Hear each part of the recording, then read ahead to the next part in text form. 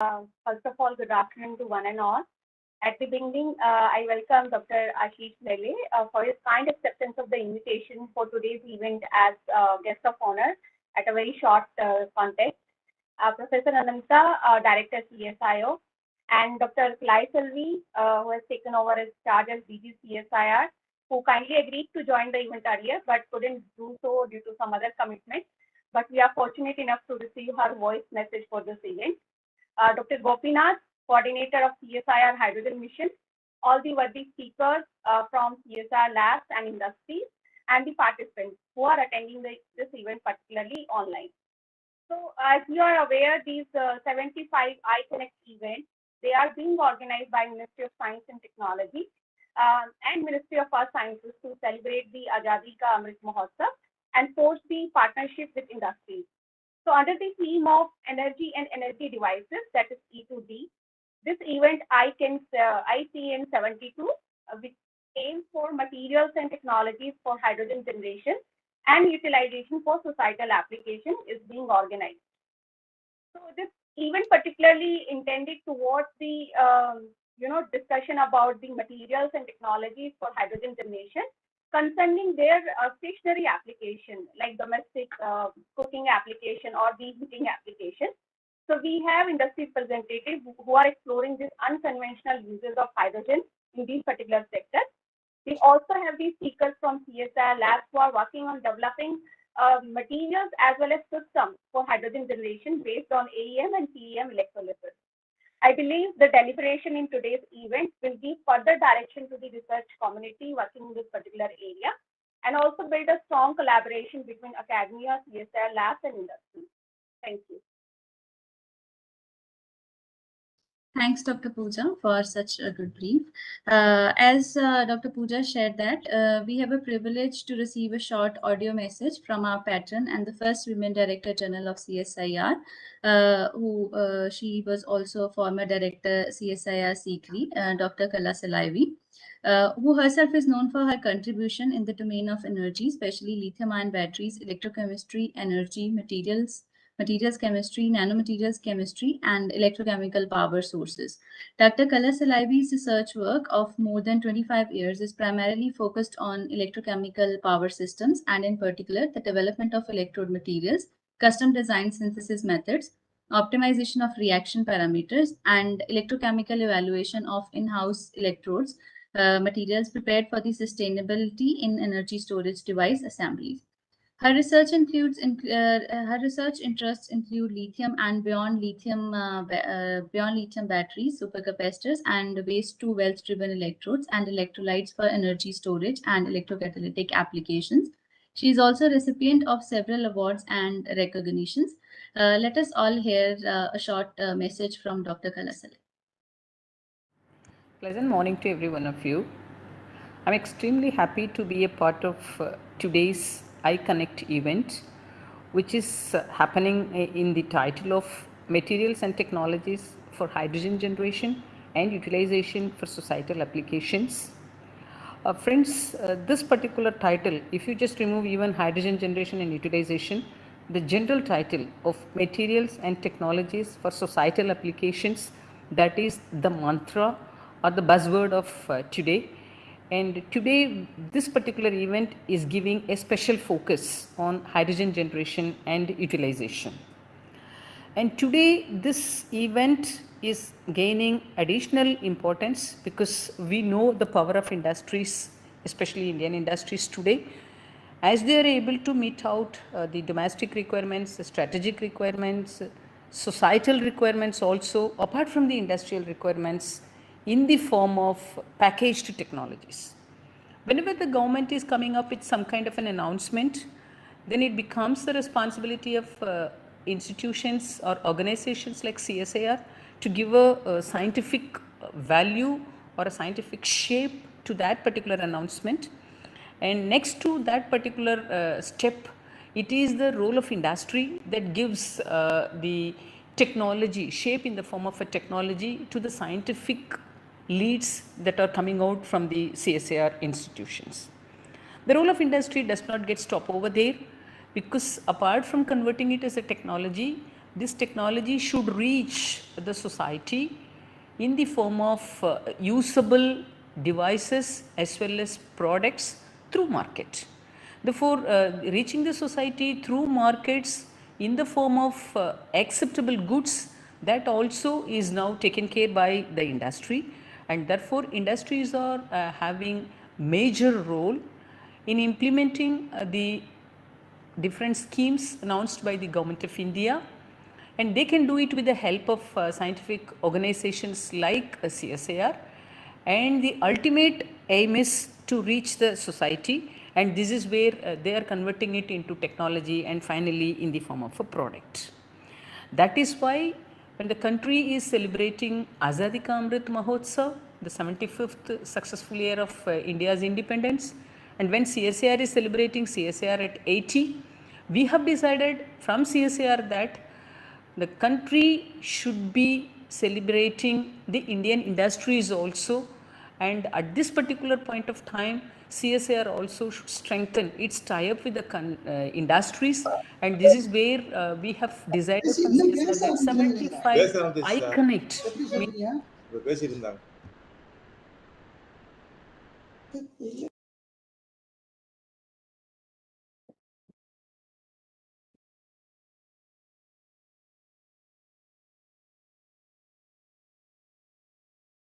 meetings will be done from the side of CSIR, that has been directed by the Honorable Minister for Science and Technology.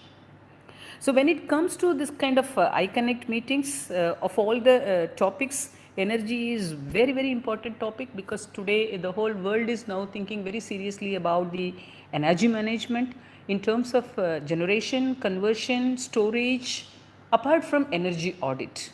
So if we just to recall the recent meetings held between India and US, which is a 2+2 meeting, which was attended by the honorable ministers from India side, Shri Rajnath Singh, as well as the honorable minister Shri Ravi Shankar ji, and from the US side two delegations, Shri Austin and Shri Anthony. So this 2+2 leaders from India and US, when they met and discussed about how best the sustainability as well as the supply chain could be given the impact as well as its potential importance.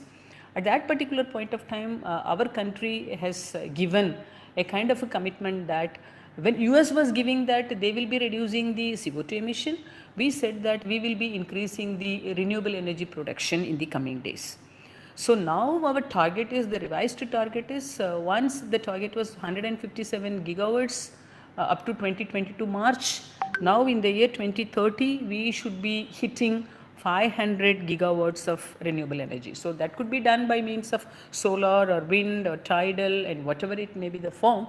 And we all know as researchers, hydrogen is acting as a very great scientific and technological bridge between the fossil fuels as well as the renewable energy. And this hydrogen, especially when it is produced as a green hydrogen, it is the reliable source of green energy, and therefore this is time, because the entire globe is now really looking for green energies and green energy related technologies. Therefore this is time to search, this is time to identify and implement and celebrate green energy, and therefore it goes without saying this particular iConnect that is being conducted with the title of Hydrogen Generation and Utilization, starting from materials and up to technologies, by involving CSIR as well as the industries.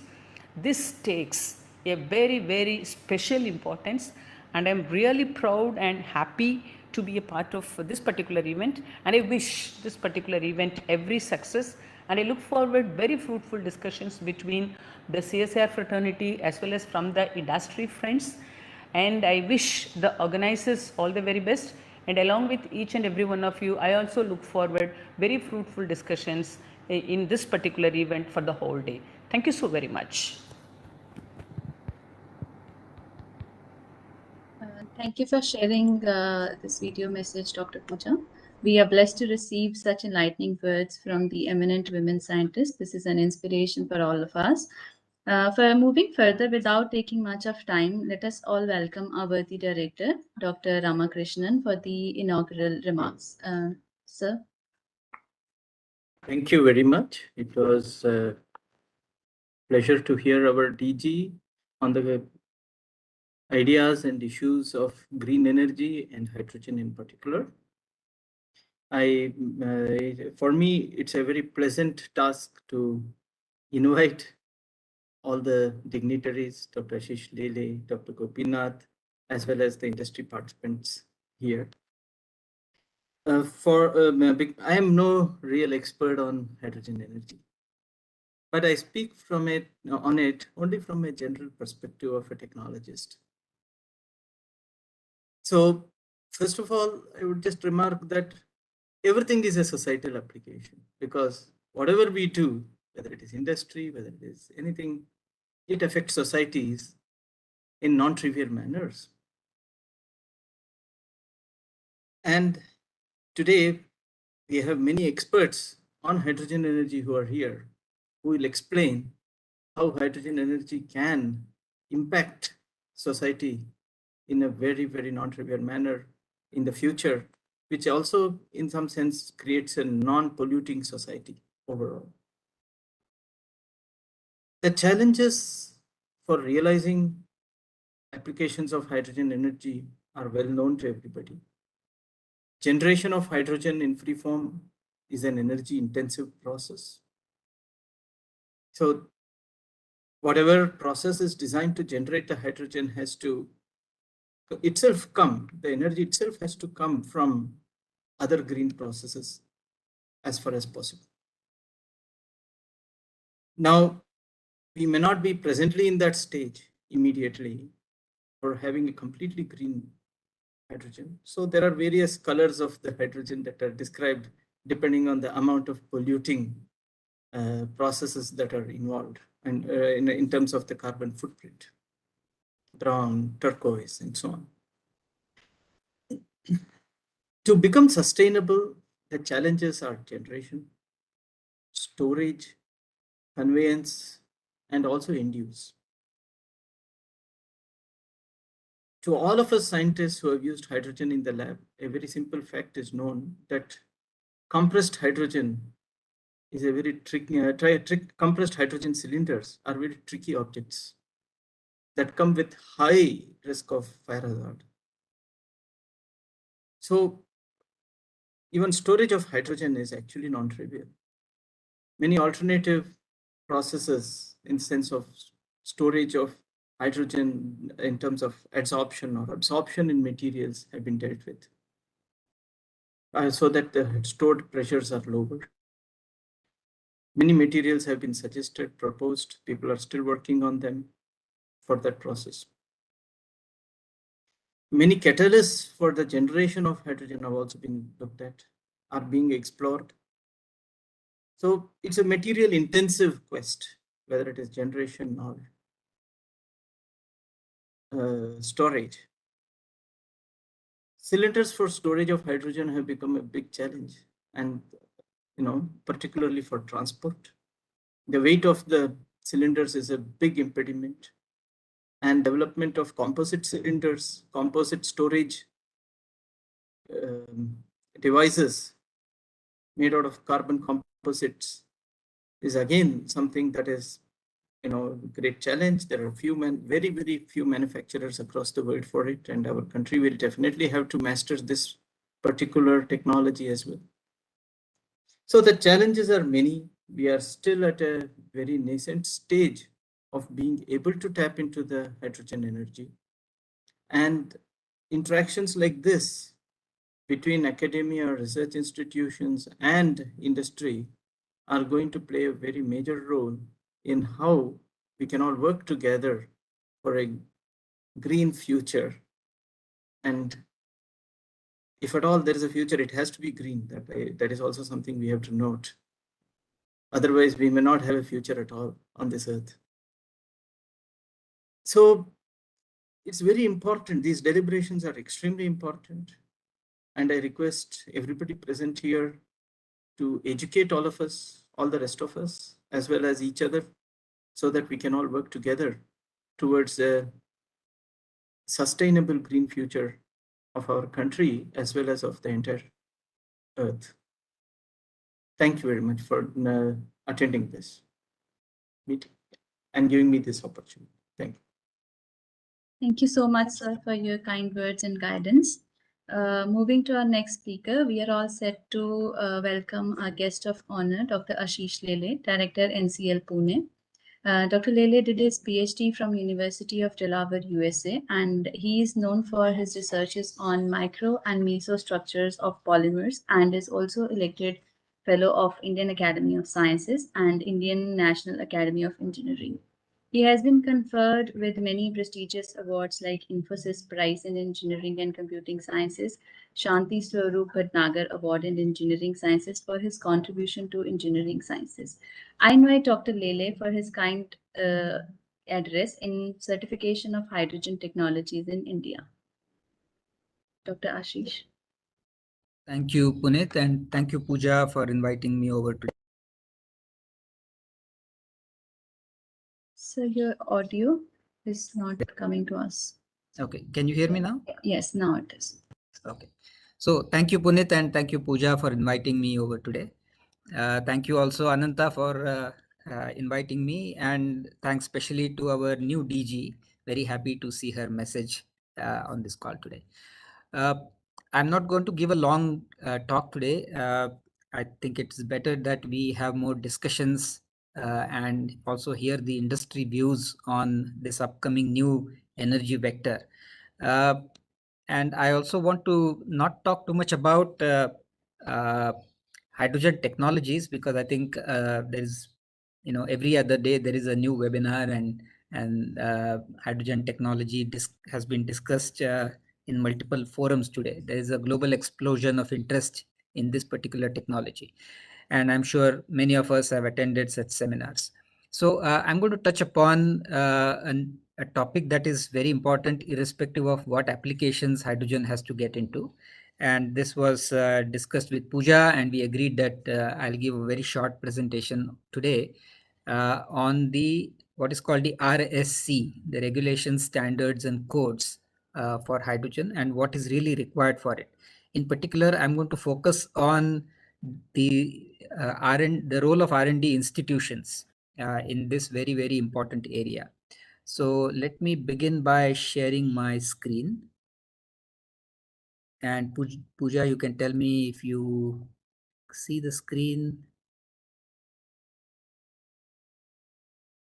Can you see my screen? We can see. Yes, sir. Okay, great. Thank you. So this is a talk that I recently gave in an MNRE meeting for Quad countries.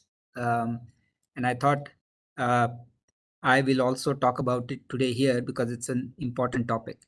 So this is RSC, that is Regulations, Standards and Codes for Clean Hydrogen. I'm not calling it particularly green hydrogen because I'm going to tell you what is green hydrogen. Okay.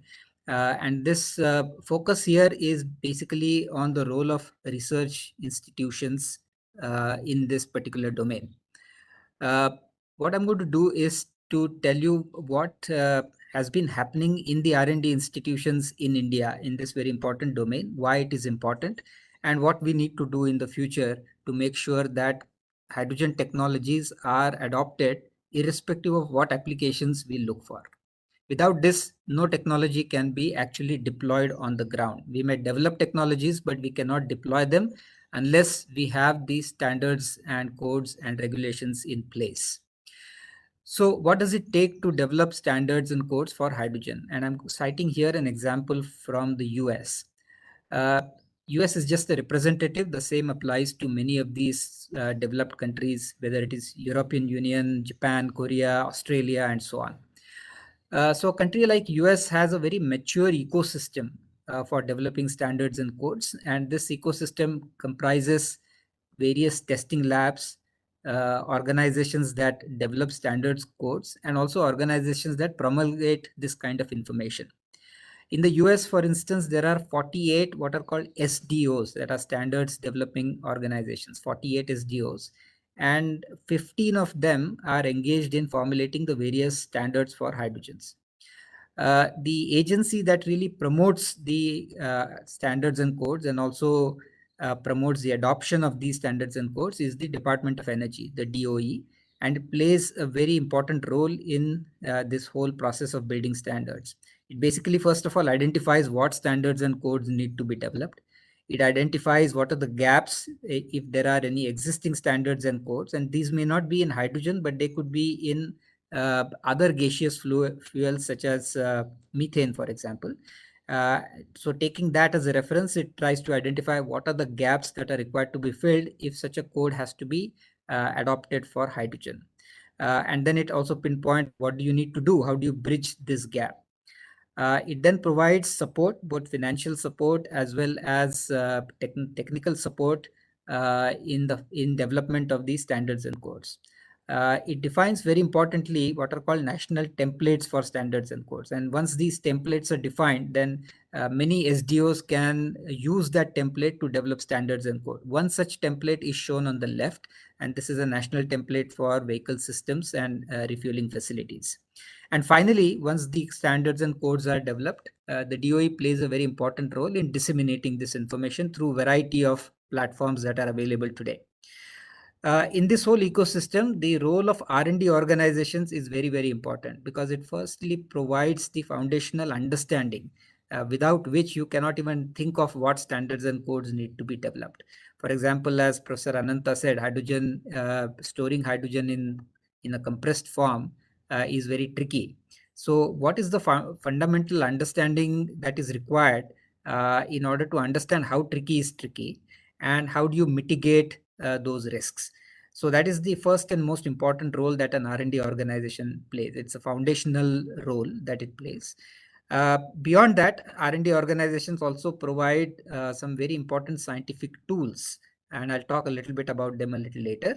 And these tools are important to develop the rules and regulations. For example, I said, how do you define green hydrogen? What is the quantitative definition of a green hydrogen? Hydrogen, as we all know, is a colorless gas. There's nothing like a green or a blue or a turquoise hydrogen, right?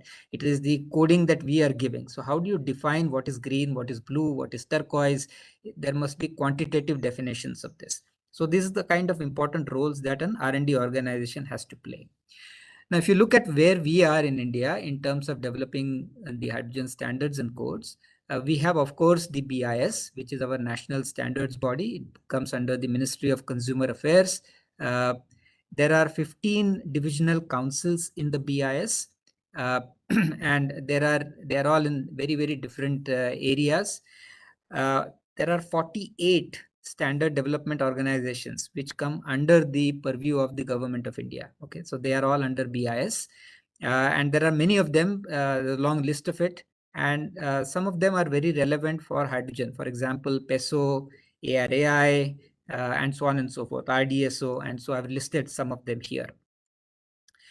BIS can also recognize any other SDO other than the ones that come under the government of India. It recognizes other SDOs, and I'll talk about one of them later. So these other SDOs essentially involve industries and other professional bodies which come together to write a particular or develop a particular standards. Now, once these standards are developed, or even in the process of developing these standards, just like the DOE in the US, in India, the MNRE is playing a very pivotal role. It is right now promoting the development of standards and codes for hydrogen. The real focus in that effort is to harmonize the standards. So there are many standards outside India. You look at them and you see how can you adapt them for Indian conditions. So that harmonization of standards with the international standards is a very important part. You don't have to reinvent the wheel. You can take the standards that are available and see how best you can fit them for Indian conditions. BIS also supports R&D projects, which is good news for R&D organizations. And the various R&D organizations, typically those which are NABL accredited, are invited to become part of the IS committees. And I'm sure that in CSIO, there are scientists who are part of IS committees, which are looking at various standards. And in most other CSIR labs, there are scientists who become part of these committees. And these committees basically help to adapt the Indian standards, harmonize them, and also develop test procedures or reference materials in developing these standards. So this is currently the situation of hydrogen standards in India. We have, as of now, really and truly only one standard for hydrogen, that which is gazetted. I'll talk about it. And there are other certifications that are now possible. There are a few companies today, for instance, which are certified by PESO. Their manufacturing sites are certified by PESO, where compressed natural gas cylinders can be made. There are some sites which are outside India, but certified by PESO for making compressed hydrogen cylinders as well. And we are all looking forward to similar manufacturing sites getting certified in India for storing compressed gassed hydrogen. So here is the first standard that is today gazetted. It is the AIS 157, and it talks about hydrogen fuel cell safety and standards. It was really championed by the Automotive Research Association of India, ARAI. They formed a committee back in April 2018. There were other industrial bodies and associations in the automotive sector, such as CIAM or ASC, which came together along with PESO, chaired by ARAI, and they discussed, deliberated, and brought together the AIS 157, which is also harmonized with standards outside of India. They expertise from some R&D organizations such as ISRO in this particular case. This is today, as I said, is gazetted under the GSR 461E, and certification is possible at 6 different locations in the country. If you have a bus or a truck or a car or any other vehicle which is hydrogen driven, it is possible under the AIS 157 to get certification for that vehicle. The AIS 157 is pretty comprehensive. It looks at all the aspects that are required for running the vehicle, as well as filling the vehicle with the hydrogen fueling, hydrogen as a fuel. So the various components that are part of the AIS 157 are given in this in the various pictures shown on the right. So this standard is in place. What we now need is the standards for testing hydrogen cylinders. As I said, some of these certifications are available from PESO for manufacturing sites outside India. And in order to have certification for sites within India, you need to have a facility where the hydrogen cylinder tests can be done. Some of the tests are shown here on the left. And in fact, ARAI is in the process of creating such infrastructure where these cylinders can be tested. This is a facility that is under planning and will hopefully come up soon. ARAI is also planning to have hydrogen fuel cell test stations. So when you look at hydrogen utilization, particularly through fuel cells, and this is important for vehicles, for instance, then you need to have a system where a fuel cell is certified. So you need to have a testing platform where you can put on the fuel cell and test this as per certain standards. This is also a facility that is planned by ARAI.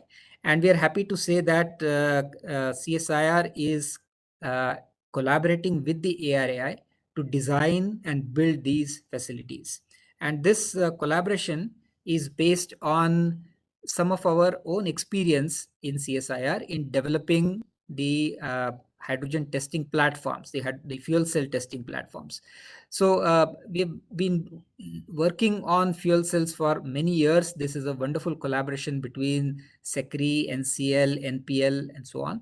And in one of these projects, we actually designed and fabricated and built our own test station. The picture of that is shown on the left. Also on the left is shown a particular stack that was being tested. What we've done is not only to design and build this test station completely indigenously, but also developed algorithms which are coded into the software on this testing platform, which will allow us to test fuel cells as per globally recognized standards. For example, in the European Union, to test a fuel cell stack, there is a standard called FC TestNet, and various test modules under these standards are available.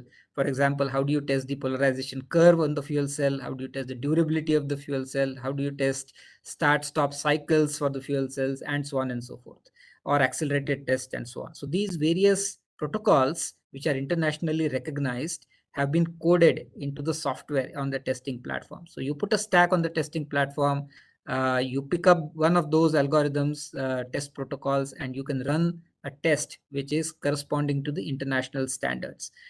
So there is some experience that we've had in doing this, and this will be used along with the ARAI's platform to implement these kinds of globally recognized test protocols at much larger scales. What we've done so far is on small stacks up to 5 or 10 kilowatts. What we need to do is to do something similar for 100 kilowatt stacks, which are typical for automotive applications.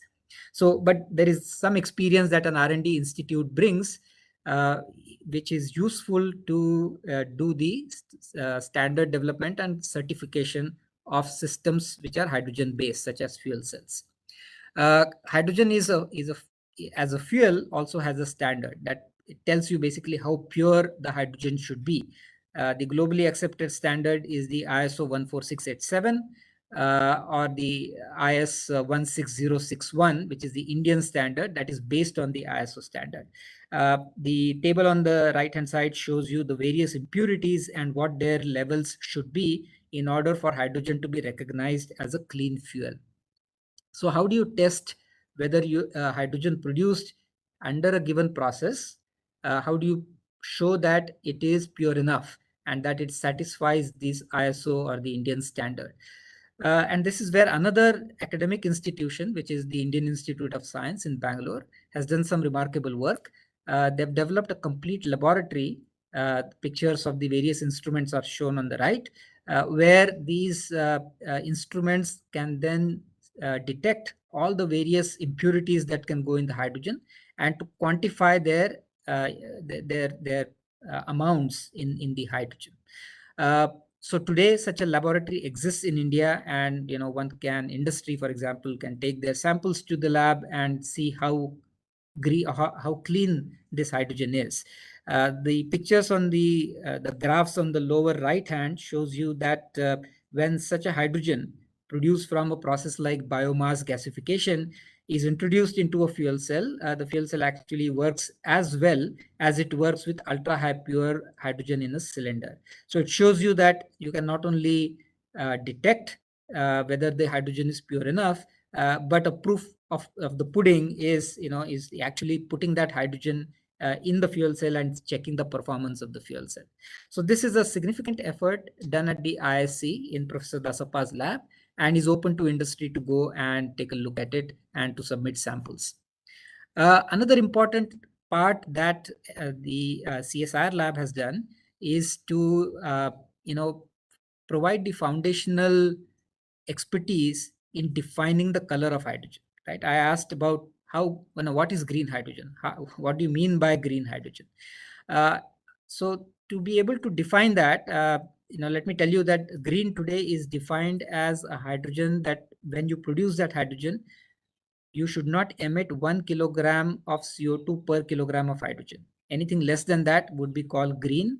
Anything above that would not be green. That is the international standard today.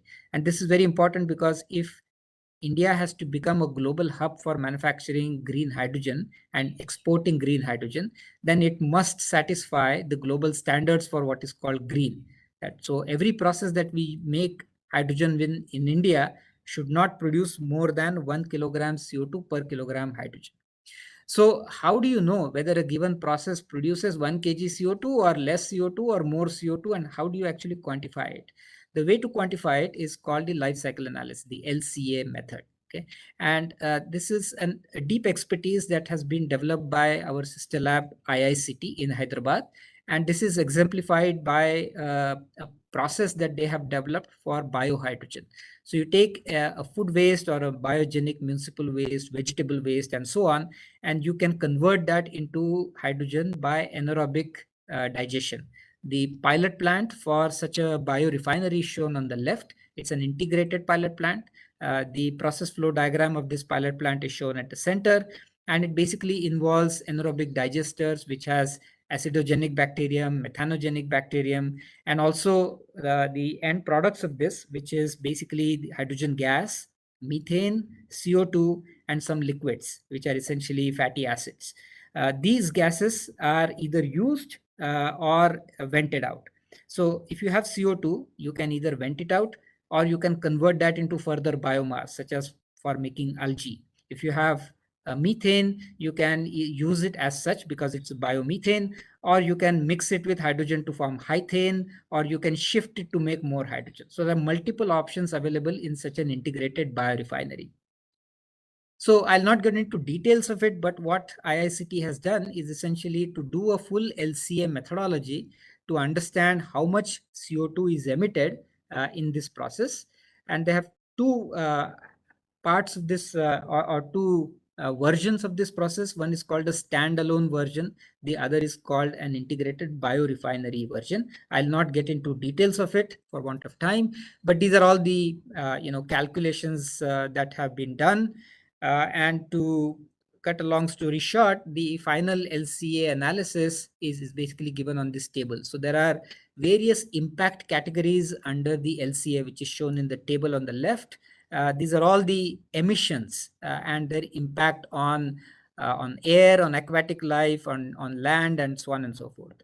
So the one item in that table in red is basically related to global warming. It's basically CO2 emissions.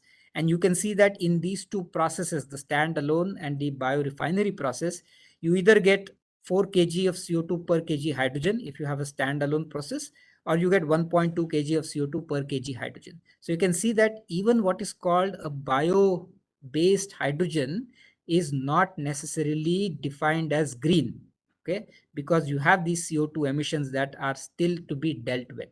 Okay, one can of course argue that CO2, this is coming from plants which is fixed, but it's not really the case because there is electricity required to run the plant. That electricity depends on whether you are getting it from grid or from solar, and so on and so forth. Okay, so this of course is from grid electricity, and that's why you are getting this higher amounts of CO2. And if you, however, go to completely green electricity or a grid electricity that is a mixture of coal and renewables and so on, this number of CO2, this amount of CO2 will come down. But you have to do this LCA analysis in order to really understand how much is that CO2 coming out for any given way you are running the plant. And that will define whether you are really green, you will get a green certification, or you will not get a green certification. So this is another very important input that an R&D lab can provide to developing standards and codes. So these were some examples I just wanted to highlight. Basically, in summary, in India today, MNRE is the leading organization, the leading body that is making all the efforts in harmonizing standards for India. There are 3 working groups. And some of the academic labs, including CSIR labs, will now be inducted into these 3 working groups. I think through such induction, the Indian R&D institutions need to really get much more embedded in the RSC ecosystem, that is to develop these standards, codes, and regulations. We do have extensive testing facilities, and many more can be created across India. I think 1 or 2 testing facilities is not enough for a country as large as India. Multiple testing facilities are required.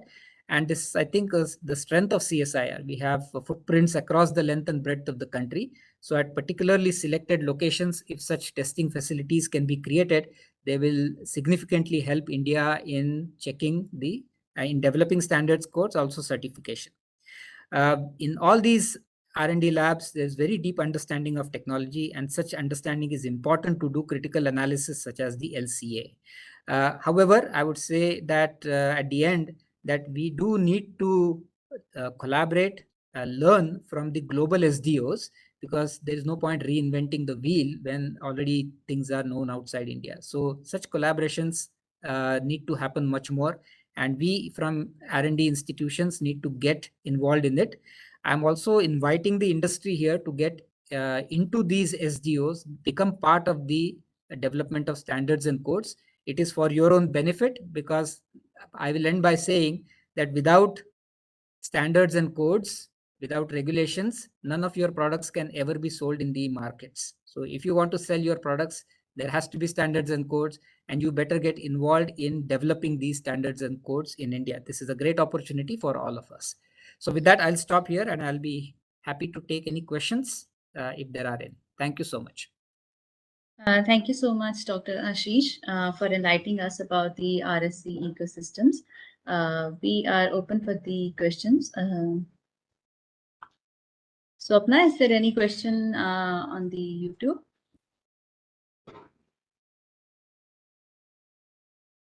Sir, can I ask a question? Yes. Maybe even Gautam from the Udian Energy had a concern about it. Even I would request him to put forward. Sir, like you told about the standards for the hydrogen storage cylinders and hydrogen purity. Are there any specific standards for the generation technology like electrolyzers or the kind of electrodes? As a material scientist, the lot of people are working in these areas. So are there any standards required for them, or like especially for the electrolyzer, since when someone is developing a catalyst or the electrodes, so what should be the criteria? Standards are not for materials that go in the electrodes. I mean the electrolysis systems. The standards will be for the electrolysis system. Okay, and it will basically tell you whether the system is able to produce hydrogen with a certain global warming potential. Okay, so it will also tell you how do you measure the performance of the electrolyzer, how do you measure the durability of the electrolyzer, and all those things that are required for operating the electrolyzer system. Okay, what goes inside the electrolyzer system is not purview of the hydrogen standards.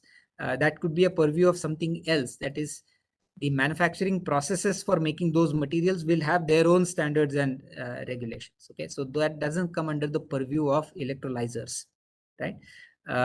So any of your materials that go in the electrolyzer will carry a carbon footprint with them, and that will go in the LCA of hydrogen that comes out of the electrolyzer.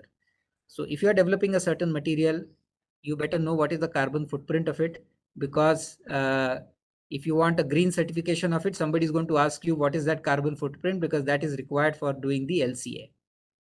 Okay. Other than that, I don't think there is any specific standards required for each of the materials that go in the electrolyzers. Sir, one question I want to ask. Ashish sir? Yes, sir. I'm JP Kundra. I'm from Chima Boilers. Is there any energy gain when we are using hydrogen? Can we go in for energy gain? So when you say energy gain, are you looking at CHP? Are you looking at efficiency improvements? Can you define what do you mean by energy gain? Suppose I have got 1 kg of hydrogen. The calorific value of hydrogen is approximately 1.5 into 10 raised power 6 kilocalories per kg. Is there any method that we can go in beyond this? No, the calorific value of the fuel is an intrinsic property of the fuel. There's nothing much you can do with, I mean, there is nothing absolutely you can do with that. It's a thermodynamic property of the material. It's intrinsic to the material. So for hydrogen, as you said, the calorific value, then that number is something that you cannot change. What you can change is how much of that calorific value, how much of that heat content of the hydrogen can be used, right? Ideally, thermodynamically, you can use 100% of it, but nothing ever in this world is ideal. Therefore, there is the efficiency. How much of that energy content is the usable form of the energy? That is the gain one can talk about. And that essentially depends on how cleverly the system that you are using for that you are developing for utilizing hydrogen, how cleverly is that designed? How much of that heat can actually be valorized? Right? So that's Like in petrol engine, we've got approximately around 30% efficiency. But in hydrogen engine, we can go in for approximately around 80 or 85% efficiency, because hydrogen is, when it combines, it gives out all the heat and it forms water vapors. And in case we are using a VAM technology, we can use that hot water vapors to condense, and that can be used for cooling purposes. Can this be done? Yes, sir. So what you're talking about is CHP, that is combined heat and power. That is very right. So if you have CHP systems, your efficiencies can go up much better. So let's look at it one by one. In if you are burning hydrogen, like in a combustion engine, you can achieve at about 40 to 42%. If you're really good engineer, you can maybe reach 43-44% efficiency. Okay, some people claim up to 47% efficiency, but most of the internal combustion engines for hydrogen that I've seen at a system level will give about 42-43% efficiency.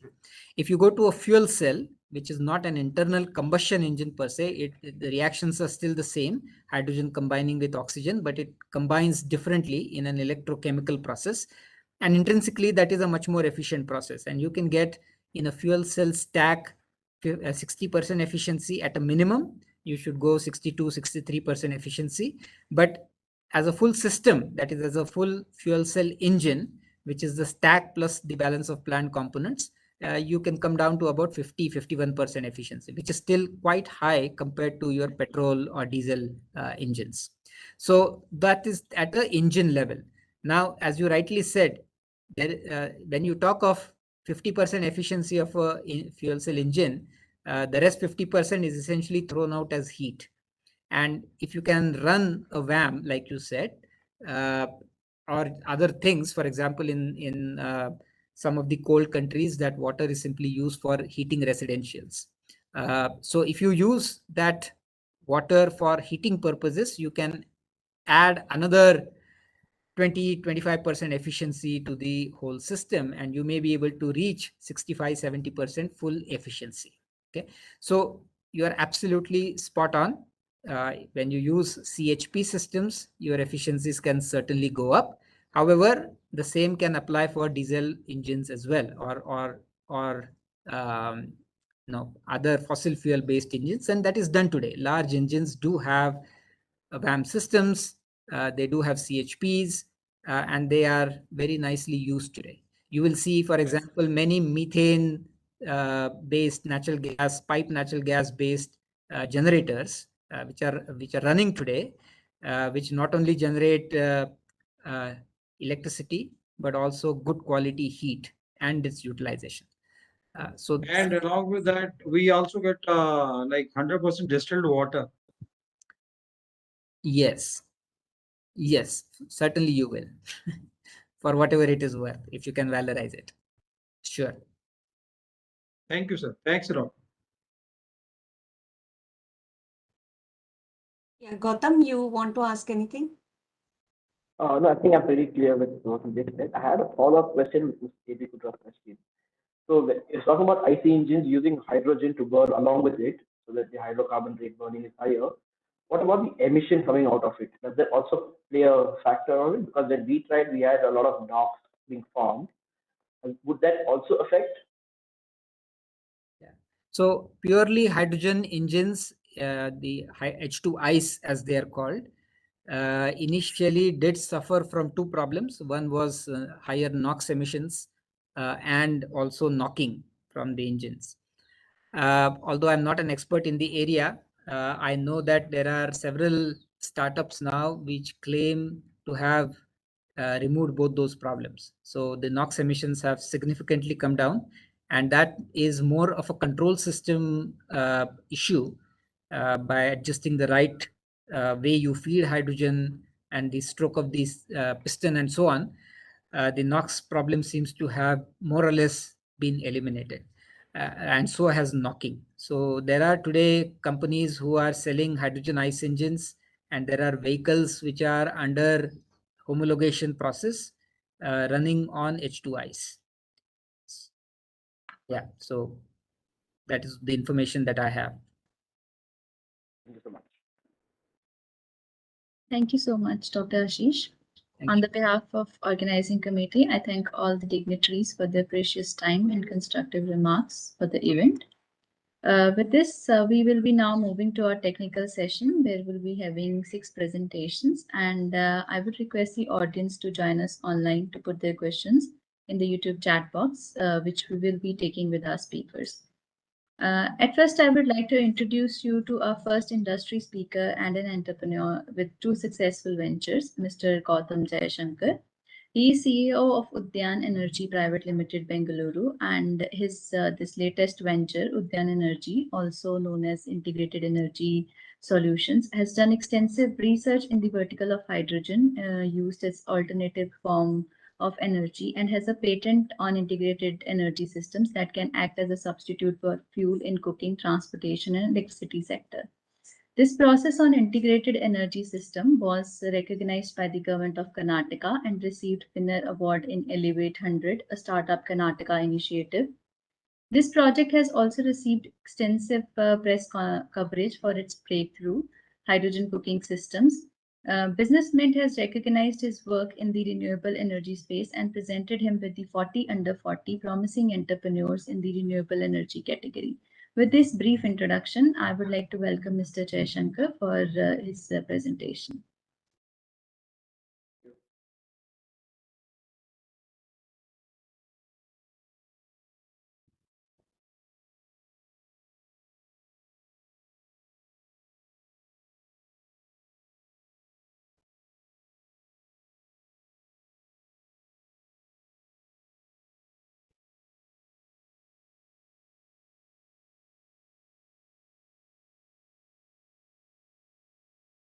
I'd like first say good afternoon to everyone.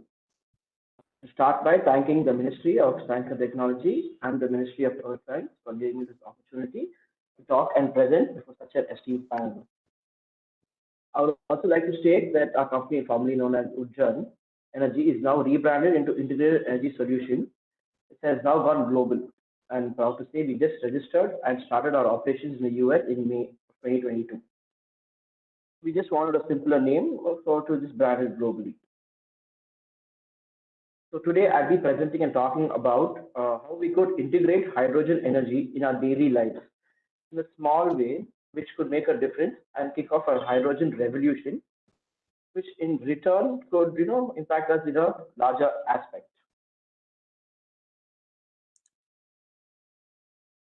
First, talk about the challenges of a hydrogen economy. Dr. Gautam, your presentation is not visible.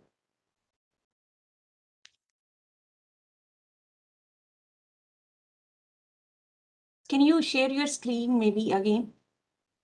Yeah.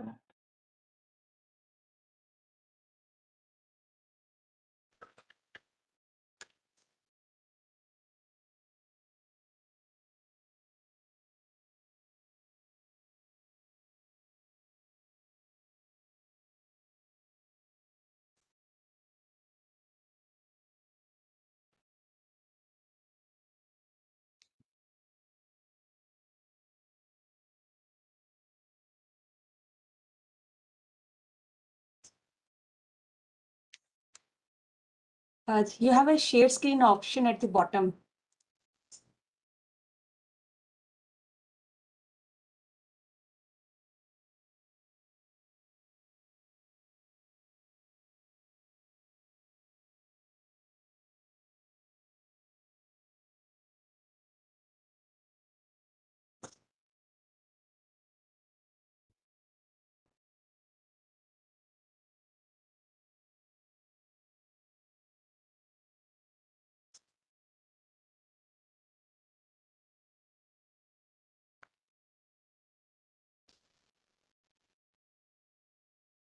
Gautam, can you hear us?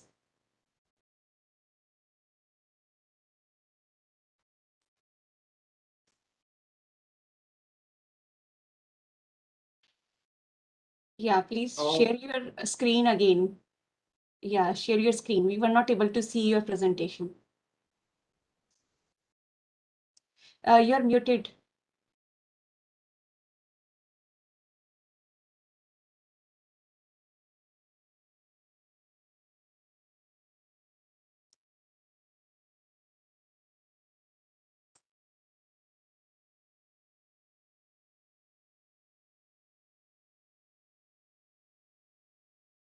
Gautam, you're muted. So if you need some time, can we move to the next speaker?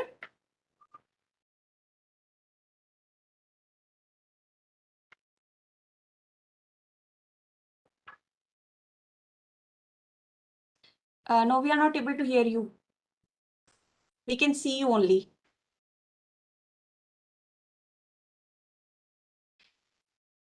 Okay, maybe in the meantime, you can resolve this issue. Puneet, we can start with the presentation from Dr. Gopinath on CSR hydrogen mission.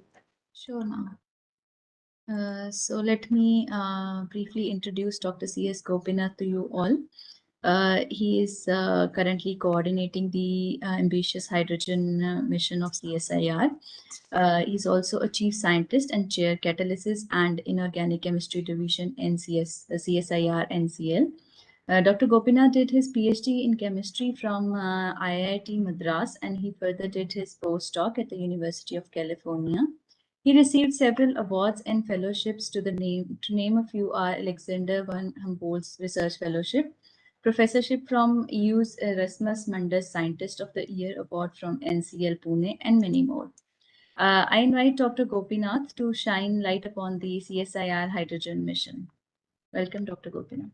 Yeah, thank you very much. And I hope you are able to hear me as well as you can see my screen, right? Yes, sir. Yes. Right, sir. So, first of all, I want to thank the organizers, especially that Pooja Devi and Mr. Ramakrishnan, who's the director of the SIO, for giving me this opportunity to, share the thoughts on hydrogen mission program, what we are doing actually. So, in fact, first I want to answer why hydrogen and why CSIR. So maybe all others can mute their mic so that others can hear clearly. I hope you are able to see my. No, sir. Your screen is not now visible to us. Oh, just a minute. Yes, Okay. now it is. Yes, sir. Now, okay. You are able to see the changes? Yes, sir. Yes. Okay. So let me tell you why hydrogen and why CSIR.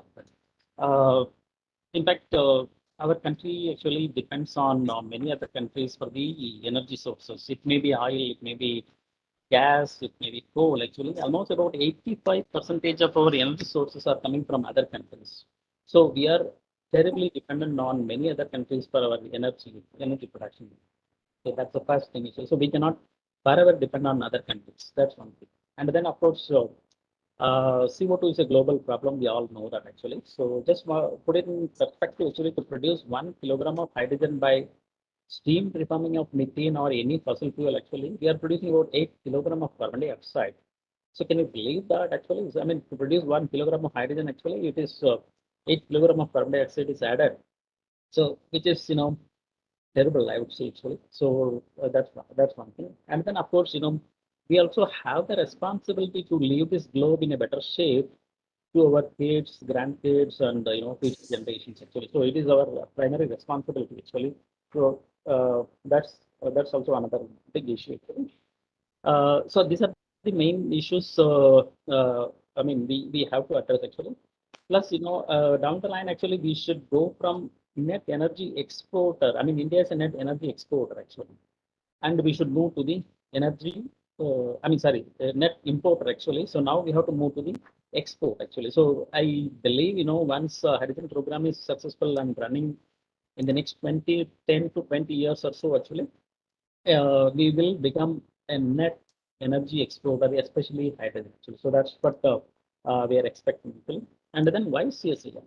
So CSIR, we are about 37 labs and so many outreach centers are there and other centers are there actually. So we are ideally placed to address all three main, value chains of hydrogen actually. That means the hydrogen production, hydrogen storage distribution as well as hydrogen utilization. So we have labs in both science and engineering clusters actually.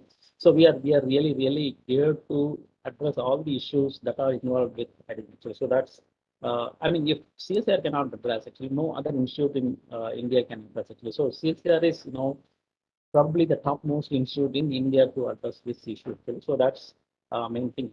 And plus another thing is actually see the Russian Ukraine conflict actually. Whenever there are any geopolitical conflicts, actually it is going to affect our energy supply from other countries. So so these are all we can I mean we have to tackle these actually. So if we become energy independent from other countries, actually that's going to be really good actually. Okay, so in fact, in this particular slide, I have already indicated that 85% of the energy coming from other countries actually. So that's one thing. And then of course, in fact, we are spending about 160 billion US dollars to import all these fuels actually. So that's a large amount of foreign products is going outside actually. And then we are also the third largest emitter of carbon dioxide actually. So these are the three important points actually we need to address. There is no escape from this actually. And then the what are the energy sources we are employing to get all of our energy is actually see in 2018, even now actually, even in 2022 currently actually we are highly dependent on coal actually. Easily 50% of our energy sources are coming from coal. But that scenario has to change by 2030 actually. 50% of our energy mix actually should come from renewable energy. That is, it may be solar, it may be wind, it may be hydrogen actually. So all those things put together actually, about 50% of the energy should be coming from renewable energy sources actually. So that's really a tall target, I would say actually. But of course, so I mean, this is the target set by our government of India actually, and we need to. I mean, unless we address this actually, there is no planet B. We all know that actually. So I mean, to save this planet, actually, we need to address this as well as India should become the net energy exporter. So these are the two key things I want to tell actually. And then we have achieved about 150 gigawatts of energy actually by November 2021 actually. About 25% of each is coming from solar, wind, and hydro actually. And other 25% coming from the rest actually. So this is I mean, in the next 1 year actually we should go to 225 gigawatts actually. And by 2030 we should reach 500 gigawatts actually. So I think mainly it will come from solar photovoltaics and then wind energy, and these are the two key things actually. Okay, so there is also untapped offshore wind and biomass potential, which also should be utilized. However, actually, we can't use only the renewable energy for everything actually. For example, the transportation sector actually. If the transportation sector is a dynamic sector actually, where if we continue to use petrol and diesel actually, so there is going to be carbon dioxide emission continuously actually. So this is the place where the buses, fuel cell buses and fuel cell trucks actually, it is going to tackle the CO2 problem, as well as use the renewable energy in the form of hydrogen. I mean, renewable energy should be used to produce hydrogen through water electrolysis, through electrolyzers, and then use that hydrogen to fuel the fuel cell buses actually. So here actually about 30% of India's energy needs are difficult to meet only by renewable electricity, but then they can be met by hydrogen actually. And then of course we also have different sectors which are difficult to decarbonize, and they are like heavy commercial vehicles, steel plants, cement, refining, fertilizers, and so on and so forth. So here actually, in fact, this is hydrogen is another important energy vector actually. India is blessed with a lot of solar sunny days actually, basically, and then of course we do have a lot of wind energy, and the only thing we need to tap all these sources in a very nice way actually. And then compared to 10 years back, to even 5 years back, actually, the renewable energy prices are coming down very nicely. And now it is about 2.3 rupees per kilowatt or so actually, and I'm sure it is going to come down even further actually. So that's going to make the hydrogen price also come down quite I mean drastically actually in the coming days actually. Maybe in the next few years I am sure we are going to see the renewable energy prices coming below 2 rupees, and then eventually 1.5 to 1 to 1.5 rupees per kilowatt actually. So those days are not too far actually. In fact, the government of India has already waived the interstate transfer charges actually. So that means, for example, Rajasthan can produce electricity through solar PV, and somebody from Tamil Nadu or Assam can utilize that energy for electrolysis actually. Okay, so that kind of arrangement is possible actually. In fact, this is what Ashish Lele also mentioned actually. I mean, what is the energy that goes into the electrolysis? If we are making use of that green and renewable electricity to produce green hydrogen, then it is called green hydrogen. Okay, so we should not use the electricity that was made, made available from coal or farming or whatever actually. So which uses one of the carbon source. Okay, so these are the issues where we need to address to make our the hydrogen what we are producing is really green.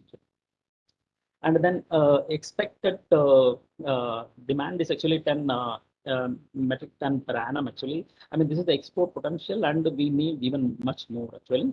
And then, so as I said, actually, now we are the fossil energy importer actually. Now we should become, India should become clean energy exporter actually. So in fact, we are nicely placed in geographically also actually. We have a long coastline, as well as Andaman Nicobar is there on the east side. So, I mean, we should make use of all this geographical, location also actually. So, for example, if we can put a lot of electrolyzer in the Andaman Nicobar actually, so exporting that hydrogen to the, further east, that is Japan, Korea, all those countries are going to be very, very lucrative actually. And of course, this is also going to create more jobs. So, okay. So, in fact, the mission strategy actually, of course, India has, the government of India has already announced the hydrogen mission actually. So, first thing is actually, in fact, a lot of infrastructure has to come in actually, but then directly going into the instead of going directly into the infrastructure actually, we need to create the demand actually. So where we can create the demand, where already hydrogen is in use actually, make them to convert into green hydrogen. For example, petrochemical, petroleum refining and fertilizer, steel, they're all using hydrogen anyway actually. So can we make them move by legislative means actually to increase the green hydrogen? So that's one way we can do that actually. So that way we can create the demand, as well as understand how to handle hydrogen in a big way actually. Of course, and then of course we simultaneously we should promote the indigenous manufacturing. Of course, India is good in making these alkaline electrolyzers actually. So almost about 80-85% of the components are available within India. Only about 15-20% is still we are dependent. But while coming to other electrolyzers, actually, we are largely dependent on many components from other countries. So there are many ways, we can contribute to the hydrogen energy mission, actually. So here, actually, this is the place where, CSIR hydrogen mission is going to be really, really important, actually. So I have listed about 6 activities in this particular slide. You can see that actually, the first and foremost important is the increase in the technology readiness level, what we call TRL actually, for strategic raw materials actually, because no other country is going to help us actually, because this is such a competitive area actually. If, for example, very high performing material, nobody will give it to us actually. So we need to work on such a strategic raw material. What I mean is actually, say for example, electrocatalysis, for example, membrane. So those kind of components has to be made in India, and we should really work on that. So there is a lot of R&D efforts is required. So not only components actually, but then we also should move to the system level actually. So that means we have to develop the complete electrolyzer system actually. So we are in this line actually. So I will tell more in the next slide. And then there is a continuous R&D innovation, and the innovation should happen actually. So we cannot we cannot simply stop actually. We have achieved something and we cannot stop. So we need to keep moving actually. So that is the way we can be at the forefront of the hydrogen actually. So this also will help Indian companies to stay ahead of competition at global level actually. And then creating the state of art testing facilities. In fact, really touched upon this actually. Enable standardization, certification, all these things actually. So which he has talked in detail. So let me not go into that actually. And then hydrogen is a new thing to many of us actually, especially those who are working in fuel areas actually. Even for them it is going to be new actually. So we need to skill actually, skilling of large number of population is going to be really, really critical actually. So this is also one of the part of the hydrogen mission what we have taken up actually. And then as a part of government, actually, we are also participating in policy, research, techno-economics, and market intelligence, all these things. And of course, we will also be participating in many pilot projects and implementation, other things. The current mission project, what we have already sanctioned is about 100 crore actually. And this is for about 2.5 years. And so it is just started from April 2022. And it will run up to September 24, and we hope to, deliver, few things actually. The one what is given in this slide, given in the red actually, that is the electrolysis. There are 3 different electrolyzers our labs are going to produce. This is across CSIR I'm talking actually, so it is not only to NCL, but it is across CSIR. So PM electrolyzer, that is the polymer electrolyte membrane electrolyzer, is being attempted by our secretary. In fact, Dr. Chandran will give a talk after some time. And his job is to create, make a complete system of PM electrolyzer and go up to 30 kilowatt actually. So that's something really, really big. And then AEM, that is anion exchange membrane, is another electrolyzer actually, which is being worked out in NCL. In fact, Dr. Salvaraj will give talk after me actually. So let me not go into the detail. And then solid oxide electrolyzer is being attempted by our sister lab, CGCRI, that is the Central Glass and Ceramic Research Institute. So each one has its own advantages. Actually, let me not go into more into the detail, but they're all available in the literature. And then, as Professor Ramakrishna also mentioned, the hydrogen storage is one of the critical issue actually. So one of our sister lab, Mechanical Engineering Research Institute in the Kapur actually. So they are already making this, designing a new, making a new design actually for the type 3 and type 4 cylinders actually, where one can store hydrogen up to 350 and 700 bars actually. And here also there is something innovative thing we are introducing, that because there is a lot of carbon fibers bound on the cylinders actually. So that carbon fibers actually, after the end of life of cylinders, actually it goes into the landfill. But rather than that, actually, we have an idea of how to make it recyclable. So that means at the end of first life, actually, you recover all the carbon fiber and reuse it on the next cylinder actually. So that's the whole idea actually. So if everything goes well in the next 4 to 5 months, actually we'll be able to demonstrate the recyclability of the carbon fiber actually. So that's going to happen sometime in December, January or so actually. I'm very, very hopeful about that.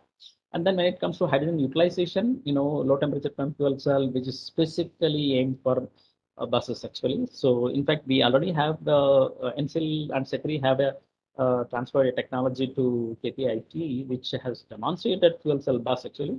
And now we are going for a even much better performance fuel cell actually. So by doing this, actually, we'll able to reduce the footprint as well as improve the performance actually. So the capex will come down eventually. So that's the whole idea actually. High temperature pump fuel cell also we are working, and NCL is working on that. So apart from this, actually, the of all the other things listed are towards producing component level development actually. For example, when it comes to hydrogen utilization, catalyst, membrane, gas diffusion layer, bipolar plate, all those things actually, can we make the best component actually, so that it is going to help in the long run actually. So like that, there are so many other things are there actually. So I don't want to go into the details because just for the want of time actually. Of course, we have active participation of industry in many of the mission projects, and with their help actually we want to take to the TRL. We hope to develop up to TRL 5, 6 actually, and then they should be able to take it up to TRL 9 or so actually. So eventually to the market actually. So that's the whole idea. And then of course we are also planning to have vendor development once we are successful in any one of the component or system. Actually, we want to go for the vendor development also actually. So all those things are happening parallel. And this is just to show that some of the thing what is really happening in the in this mission program actually.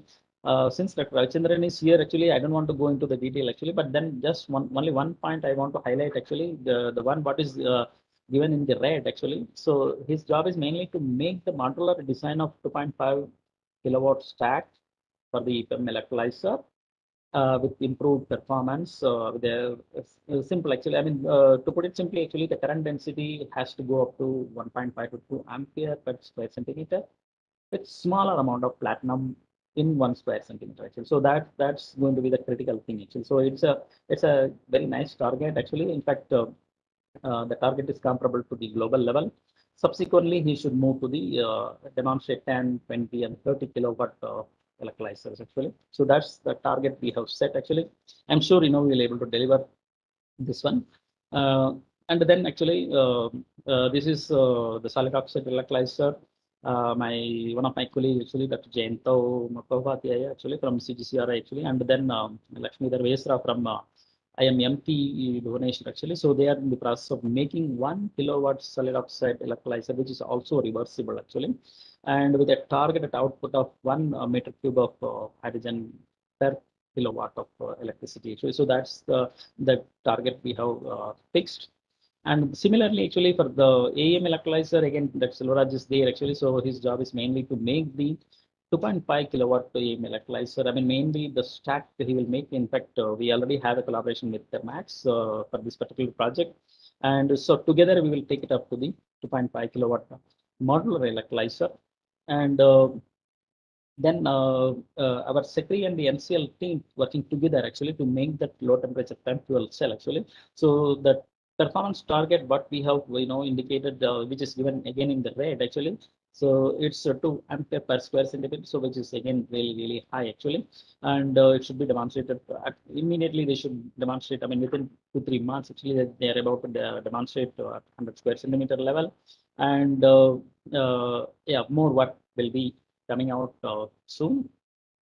And then the one of our sister lab, again, the Mechanical Engineering Research Institute in Durgapur actually.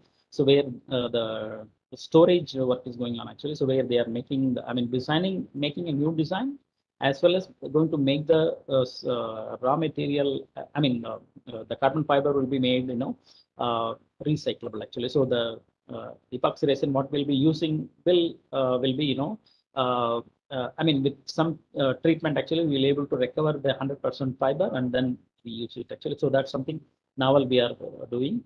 And this is just to show that what we have been doing and what we have achieved in the past 10 years or so actually. So, already, PM electrolyzer at 1 meter cube hydrogen per hour actually is already being produced at SECRI unit. Like that, there are many units, many things are already demonstrated at certain level actually, and then we want to move to the bigger and better level actually. And then there are certain projects are really worth undertaking. Actually, for example, when it comes to pilot project, when it comes to energy transition from the present carbon to hydrogen, actually, many things should happen. Actually, I mean, we can't wait. Let me produce more hydrogen, then we can do something. No, everything has to happen parallelly, so that at least in the next 10 years we can move significantly to hydrogen. Actually, see, for example. One of the important application is intercity buses actually. For example, Delhi Agra can be run a bus actually, which is fully fuel cell bus actually. So 100% energy comes from the hydrogen through fuel cell actually, which operates the entire bus. So like that, can we do that? So and can we also produce green steel with the hydrogen plasma actually, with hydrogen plasma, so which can produce again good amount of energy and with no carbon dioxide. So here the idea is actually use the hydrogen for many different purposes and avoid carbon dioxide completely or to the maximum possible level actually. So these are the ideas and some of the projects are listed here actually. So let me conclude my talk here actually. In fact, our Prime Minister Shri Narendra Modi has already announced on August 15 last year that green hydrogen will be India's biggest strategy for providing a quantum jump to address climate change. Okay, so in fact, this could change India to become energy exporting country probably within the next 15 to 20 years. That's my expectation. In fact, I'm really honored that I've been asked to take care of this program, and in fact, I'm really happy to interact with all my colleagues across CSIR, about 15 16 labs actually. And so with that, let me conclude my talk, and I'll be happy to take any question actually. Yeah. We are very thankful to you, Dr. Gopinath, for sharing such an important and vital inputs on CSIR hydrogen mission. We are open for the questions.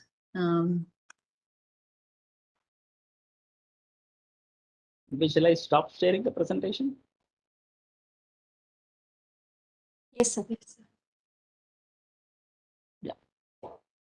Any question? So I'll be happy to take. Yeah. I hope I have not exceeded the time. So, Gopinath sir? Yes, please. One question, please, sir. Yeah. Sir, you got pipeline petroleum gas, which is coming in some of the industrial areas like in Faridabad, and you got different industries where you are exporting the pipeline natural gas, PNG. Are you using hydrogen to increase the calorific value of the PNG? See, right now there are already projects running actually where about 18 to 20% of hydrogen is being mixed with CNG, PNG actually to power the buses. In fact, it is happening in Delhi and a few other cities also. But then it is still not available everywhere actually. But then this can be I mean extended to other cities. I don't see any problem. Even in like some of the cities, like you got the PNG going to the different houses.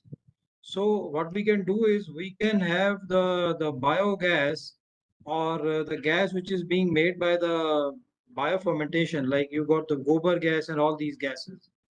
And we can increase the calorific value of that gas by purifying the gas, and along with that, mixing approximately around 20% hydrogen with this thing, which will increase the efficiency as well as the pollution level will go down. Absolutely. I agree with you. But then needs to be done actually. Yeah. It's not been done anywhere. Not right now actually, because you see right now actually the issue is actually, I mean, we need to increase the performance of all the electrolyzers. So right now actually the cost of hydrogen production is not favorable. I mean, compared to the steam reforming, but I mean the refineries are doing. So refineries are able to produce say 1 kilogram of hydrogen around 1.5 to $2 per kilogram of hydrogen. But while electrolyzer prices, I mean the hydrogen price with electrolyzer, any electrolyzer is going to be not less than $5 actually. Okay, so there are issues actually, but then again we are not producing hydrogen at very large scale. So first actually we need to go to the scale actually. I mean mega watts and gigawatts actually. In fact, see recent announcement by Ambani's and Adani's, they're all planning to set up gigawatt electrolyzer actually. Okay, so when they come actually, I'm sure the prices are going to go down significantly, and I believe government also going to help maybe even subsidize to some extent actually for a certain period of time, so to help the energy transition. Okay, so that is going to be inevitable at least in the short run. Once scales are there, actually, I'm sure the price will come down, and a lot of R&D efforts are going on to improve the technology to bigger and better levels actually. So I'm sure in the next 5 years actually, I'm sure we are going to see a big reduction in hydrogen price actually. So that will improve the energy transition from present carbon to hydrogen actually. Any project going in on the coastal area where we are generating hydrogen from the seawater? No, deep sir. seawater. No. See, seawater splitting is another very important area. In fact, one of our lab, even Pooja Devi catalyst, what she's going to make. Actually, we may evaluate for the seawater splitting. In fact, there is one. I mean, again, the Mechanical Engineering Research Institute lab. One of my colleague, one Paulami Rai, is working on the seawater splitting. In fact, even my group is also working, but at a very small level actually. So there are issues with seawater splitting, but eventually we may have to move to seawater splitting, but probably after desalination, because there when you use seawater for water splitting, you have chlorine also, plenty of chlorine. The chlorine actually when it dissolves, it will eat up your catalyst. So we need to produce a catalyst that can sustain the highly acidic condition. So there are issues and the people are addressing. I'm sure, eventually, these things are going to come up easily here. Thank you, sir. Thanks a lot. Thank you very much. Yeah. Thanks, Dr. Gopinath. Dr. Pooja, shall we take Mr. Gautam first? Yes. Mr. Gautam, are you ready with your presentation? Yes, you can share your screen.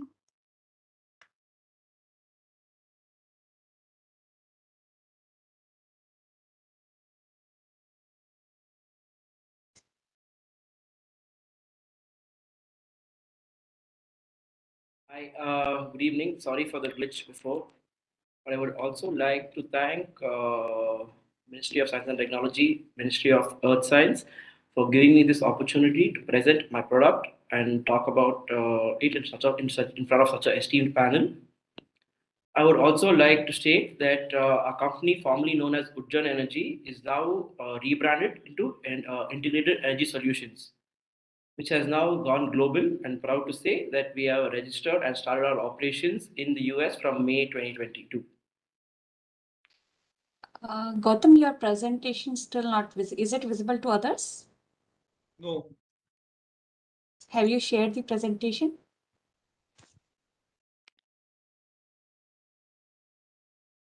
If there is a problem, you can mail me. I can share from my side. Yeah, I could do that.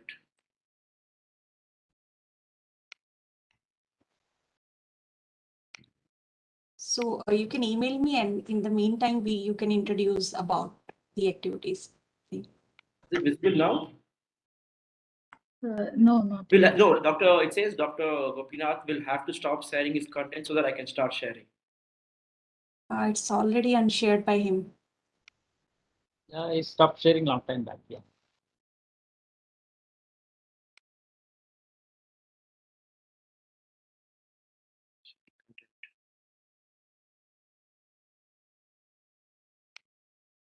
Hey, Dr. Pooja, I think it's just the next presentation. I'll just mail this to you by then. Fine, you can email me. I can share from my screen. Sure. Thank you so much. Puneet? Okay, Yes. so we can go next. Okay. Yes. So as we know that materials are an important aspect when we talk about the hydrogen generation technologies in terms of achieving high efficiencies. With this, moving to our next speaker, I invite Dr. Pooja Devi, Principal Scientist at CSIR CSIO Chandigarh and coordinator for this event also, for her talk on materials for hydrogen generation from wastewater. In the meantime, let me briefly introduce Dr. Pooja. She is actively involved in the catalyst development for the hydrogen generation and indoor air purification. She has also contributed in sensor materials development for water field test kits and translated them to the cost-effective portable devices. She did her PhD from ACSIR New Delhi and MTech from IIT Roorkee. She is also recipient of several prestigious awards and fellowships, including NISAI Platinum Jubilee Young Scientist Award, Haryana Yuva Vigyan Ratna Award, Young Engineer Award, SERB Women Excellence Award, and Young Associateship of Indian Academy of Sciences, and many more. Let us all welcome Dr. Pooja. Thank you, Puneet. So, as all the speakers have talked about the different means of the importance of hydrogen energy and utilization of hydrogen to various sectors, we heard about the different standards that would be required for any commercialization of any hydrogen related technology. And indigenization of certain components, as also projected by Dr. Gopinath, that this is also one critical aspect of the hydrogen related technology. So one of the component related to indigenization is also the catalyst, which could be the part of the hydrogen generation system as well as the fuel cell system. So in today's particular session, I'm going to more focus about the catalyst part, which our group is working towards to to generate the hydrogen from the wastewater. Like there had been a question about utilizing the seawater. Likewise, the wastewater is the one which is, especially in our country, if we talk about it, is generated in humongous amount, and the management of wastewater itself is a challenge. So designing a catalyst which can tap on this humongous amount of water which is available, can we generate the energy out of it and utilizes for the kind of application hydrogen will see. So we know about the background, why we need to go for the hydrogen as a clean fuel. So I will not go more in detail about it.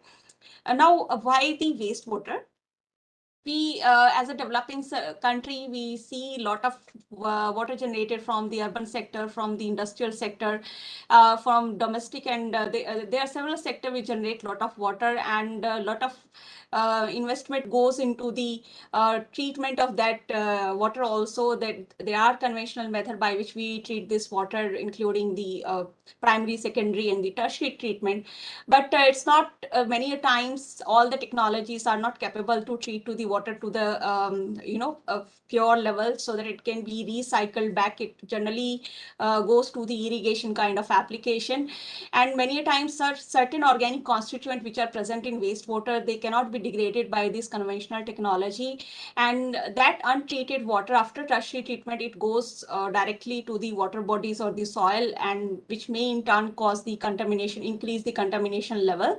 So we thought upon, like we had a visit to the industries which are there in the Punjab area, mainly the textile industries, because it's this particular Punjab area is hub of the textile industries and pharma industries. So what if we can utilize the wastewater after the tertiary treatment which they are generating? Can that be used for the generation of the hydrogen? Because the water is a key component for all the electrolyzers. So in this direction, we started working from the catalysis aspect specifically. And hydrogen, we know about it. It's a clean fuel. It has high calorific value, and as a clean fuel on the combustion, it do not releases the CO2.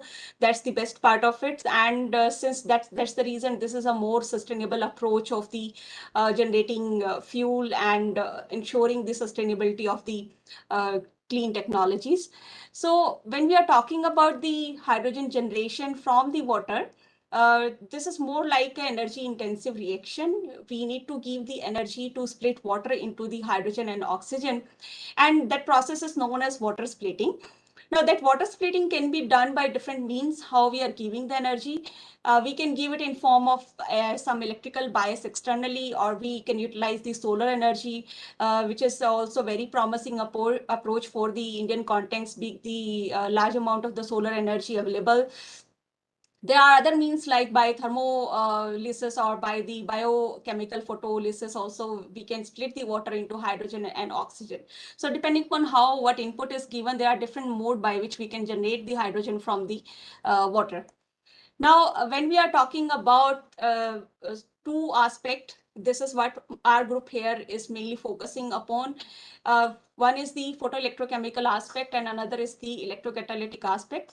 The photoelectrochemical aspect is a more futuristic approach because it requires there are certain challenges associated in terms of the design of the catalyst, in terms of the bandage potential, quantum efficiency of the material to realize this kind of catalyst into the commercial aspect.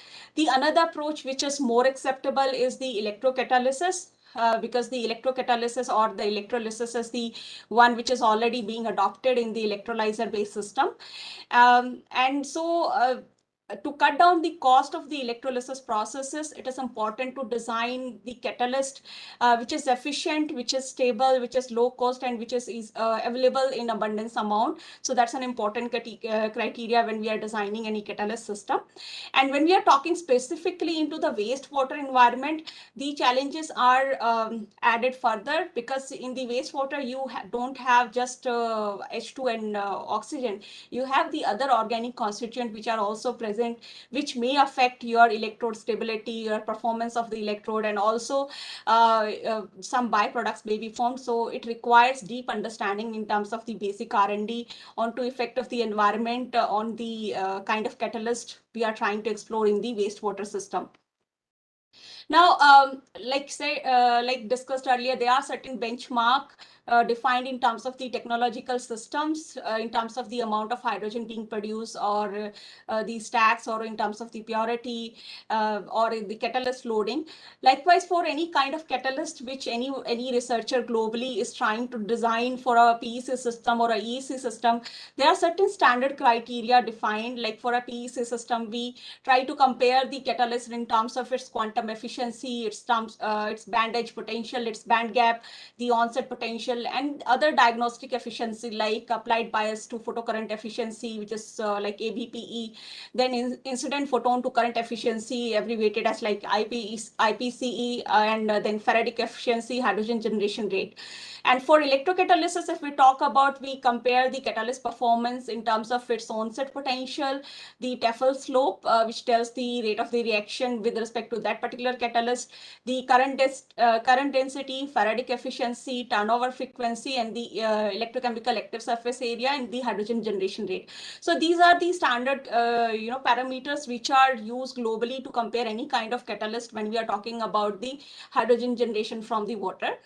Besides that, in terms of the practicality or utility of the catalyst to take it further, there are certain other factors which are required to be taken into consideration. These are the stability of the catalyst. Second, the scalability, whether the catalyst which is reported, can it be scaled depending upon what kind of processes one is developing to synthesize those catalysts. So scalability of the process is another important criteria. Then definitely the cost of the raw material and the cost of the process, that's an important factor to take the catalyst further. And also the availability of the raw materials, that's important, that like the noble metals or the rare earth element, we cannot use them because of the less availability of these are certain factors which are required to be taken into consideration to take any catalyst from lab to the field site. So these are the additional factor one has to take care. Now, when we talk about the wastewater environment, which we have been working upon, there are some efforts being done globally to explore some category of the wastewater, like this textile, pharmaceutical, the industrial wastewater, and the municipal wastewater. And more focus has been done into the MFC kind of system, which is another way out of extracting energy from the wastewater. The other methods, the other techniques like PEC or photocatalysis or electrolysis, they can enable the generation of the hydrogen from this wastewater. And the plus point with this technology is that along with the hydrogen production, you also have the treatment of the water, which we are using as a feedstock. So it's kind of a dual system where we have the dual advantages of hydrogen generation as well as the treatment of the water, which is not treated otherwise at the tertiary level. So the more focus here is designing the catalyst, which I said in terms of the parameters. So if we talk about especially the electrolysis, which is the focus for today's presentation, there are some efforts being done, but most of these catalysts are based upon the these transition metal nanostructures, phosphites or molybdenum sulfides and phosphites based nanostructure. And the scalability and then the cost is also another important factor into taking this catalyst further. So just for the understanding of the viewers who are to give a basic understanding for an electrocatalysis process, the catalyst can go through different mechanisms. There are different steps by which the hydrogen is produced from the water. So it can go through the Warmer, Herwosky, TEFL steps, and depending upon the reaction kinetics at the electrode, at the catalyst surface, it could be Warmer, TEFL or Warmer, Herwosky step. And so the rate of reaction defined also depending upon how fast the processes of hydrogen adsorption and this desorption is happening, that decides the performance of your catalyst. So there are several factors which are required to be optimized in terms of the active sites present in the catalyst so that we can tune the overall rate reaction and increase the hydrogen production rate. So how it can be done? It can be done by engineering the catalyst in terms of their active sites, in terms of the defect engineering or combination of the making a heterostructure of catalyst to enable more active site for the to enhance the reaction of the rate. So what we are doing, we are mainly in our group focusing on the 2D materials. What are these 2D materials? These materials, they are basically layered nanostructures. Graphene is a very well-known 2D material in this category. The materials where we have a single element, we call it, we put a suffix "-ene" behind those materials, like graphene. And where we have the compounds, we put it as sulfides, ide or ane, like we have the TMDs, molybdenum disulfide, or WS2, such kind of materials. They also come under the 2D materials category. Then another category of material is MXene, which is derived from their parent material MAX, which is synthesized from the etching of the aluminium layer from the MAX phase. So the advantage of this 2D material is we can engineer this material in terms of their catalytic active site, in terms of their heterostructuring, so that we can enhance the overall performance of the catalyst. And that's the reason these kind of 2D 2D catalysts, they are finding application in a lot of sector, where the energy sector is one of the major sector they are contributing. That also include batteries, also supercapacitors. And electrocatalysis is also an important area where these materials are getting huge application. So when we talk about the MXenes, or this is one of the emerging class of the 2D materials, why they are a potential electrocatalyst for hydrogen generation. The main properties of the MXenes is that they have very excellent electrical properties, which is competitive to the graphene, and also they are scalable materials. So that's the advantage. The processes by which we synthesize the MXenes from their parent max phase, they are scalable process. So we can convert the material into the freestanding film. We can scale into large area electrodes. So that's another advantage with the MXene as a 2D material. And they have very high active surface area because of the surface functionality present over them. And they can those functionality can also act as a absorption sites for the H+, or also if you're talking about the wastewater, the organic constituent, which can be degraded in the process when we are generating the hydrogen from the wastewater. So we are trying to explore, we are trying to understand what would be the effect of the wastewater environment when we are utilizing the MXene into the wastewater system for the hydrogen generation purpose. So this is on a brief overview what basically MXenes are. They can have different kind of structure. The monolayer could be in the form of different phases like M2X or M3X2 or M4X3, depending upon what is the transition metal and the number of the carbon or nitrogen layers. So they are basically transition metal nitrides or carbides, or we also carbonitrides.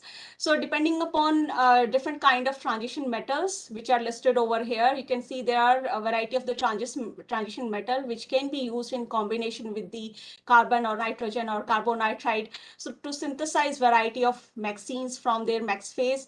As on today, around 20 MXenes have been synthesized, and around more than 100 max phases has been predicted.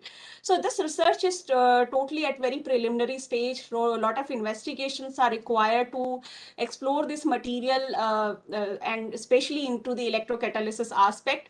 And also one can tune the surface chemistry of these catalyst material by the process they are synthesizing. Like the TX is generally the surface functionality, which could be oxygen or fluorine, or could be chlorine, depending upon the synthesis process one is utilizing, or the post-synthesis surface modification one is trying with this catalyst system.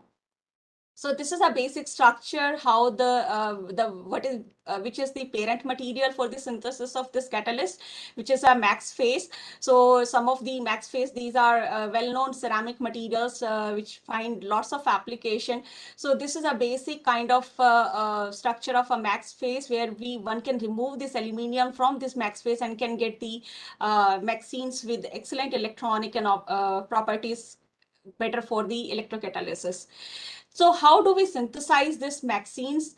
And this particular slide I wanted to show in terms of the potential of this material, that we can scale it and how this material looks like. So basically you see by etching of this particular element, aluminium, from the max phase, one can synthesize the the standard formula of the max phase, like M3AC2. One can etch out the aluminium by acidic condition or by the mild acidic condition, either HF approach or the LIF approach, one can etch out this aluminum phase to obtain the M3C2 multi-layered MXene, which can be further delaminated by standard processes, by some using organic intercalent or by the sonication process.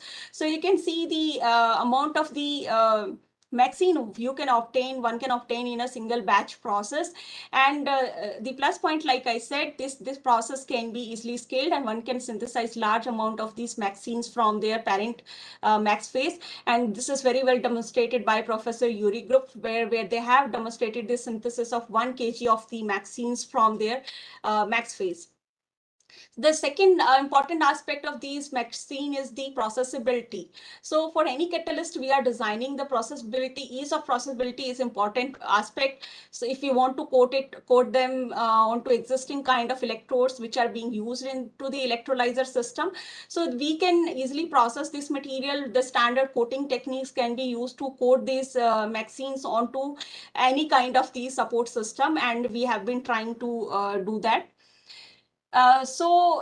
I'll be presenting the preliminary results of our group effort we have made in the direction of utilizing MXene-based system into the wastewater environment for the hydrogen generation. So we have tried investigating with the Ti3C2 based system. There are several, even though kind of max system which has potential to utilize into the electrocatalysis. So like molybdenum based system is one which is very close to the platinum, that has a performance very close to the platinum. So we have started with the titanium based system. So we have etched out the aluminium phase from this particular max powder, and after delamination we could obtain the MXenes. And as a basic characterization technique which is required for any new catalyst we are designing in terms of its structural properties like XRD, SEM and TM. So like for the XRD, if we say the presence of the peak at 002 confirms whether we could etch the aluminium, we could obtain the MXene or not. So that XRD gives a confirmation of the initial etching efficiency of the etching process, and further delamination to obtain the single layer MXene.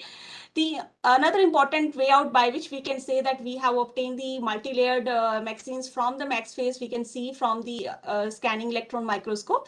So these kind of sheets after etching or delamination, they have accordion sheet kind of structures. So that confirmation also gave us that we could etch the material and we could obtain this delaminated MXene sheets from the synthesis process. And then from TM also we could see the layered MXenes, which confirms the process efficiency, and we could obtain this Ti3C2 based system.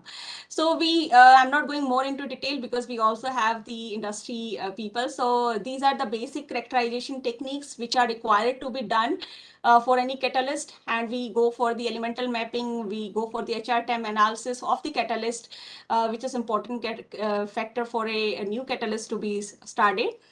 Now, after the initial synthesis process, we have taken this catalyst onto the electrode system. Here we are using two kind of the support system we are using. One is the nickel foam based system. Another is a carbon cloth based system, a carbon electrode system. So we have tried to coat this catalyst onto this system, and we have tried to make a hybrid of this system with the NIEMO base, which is non-noble transition metal nanostructure system, which can be electrodeposited, and they can enhance the further performance of the electrocatalyst.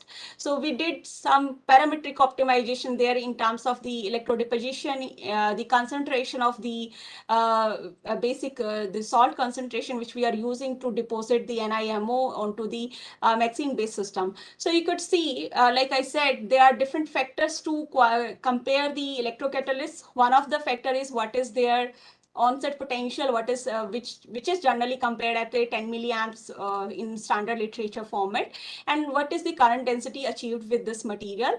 So you can see when we are we optimized it in terms of the loading and how we can improve the onset potential as well as the current density.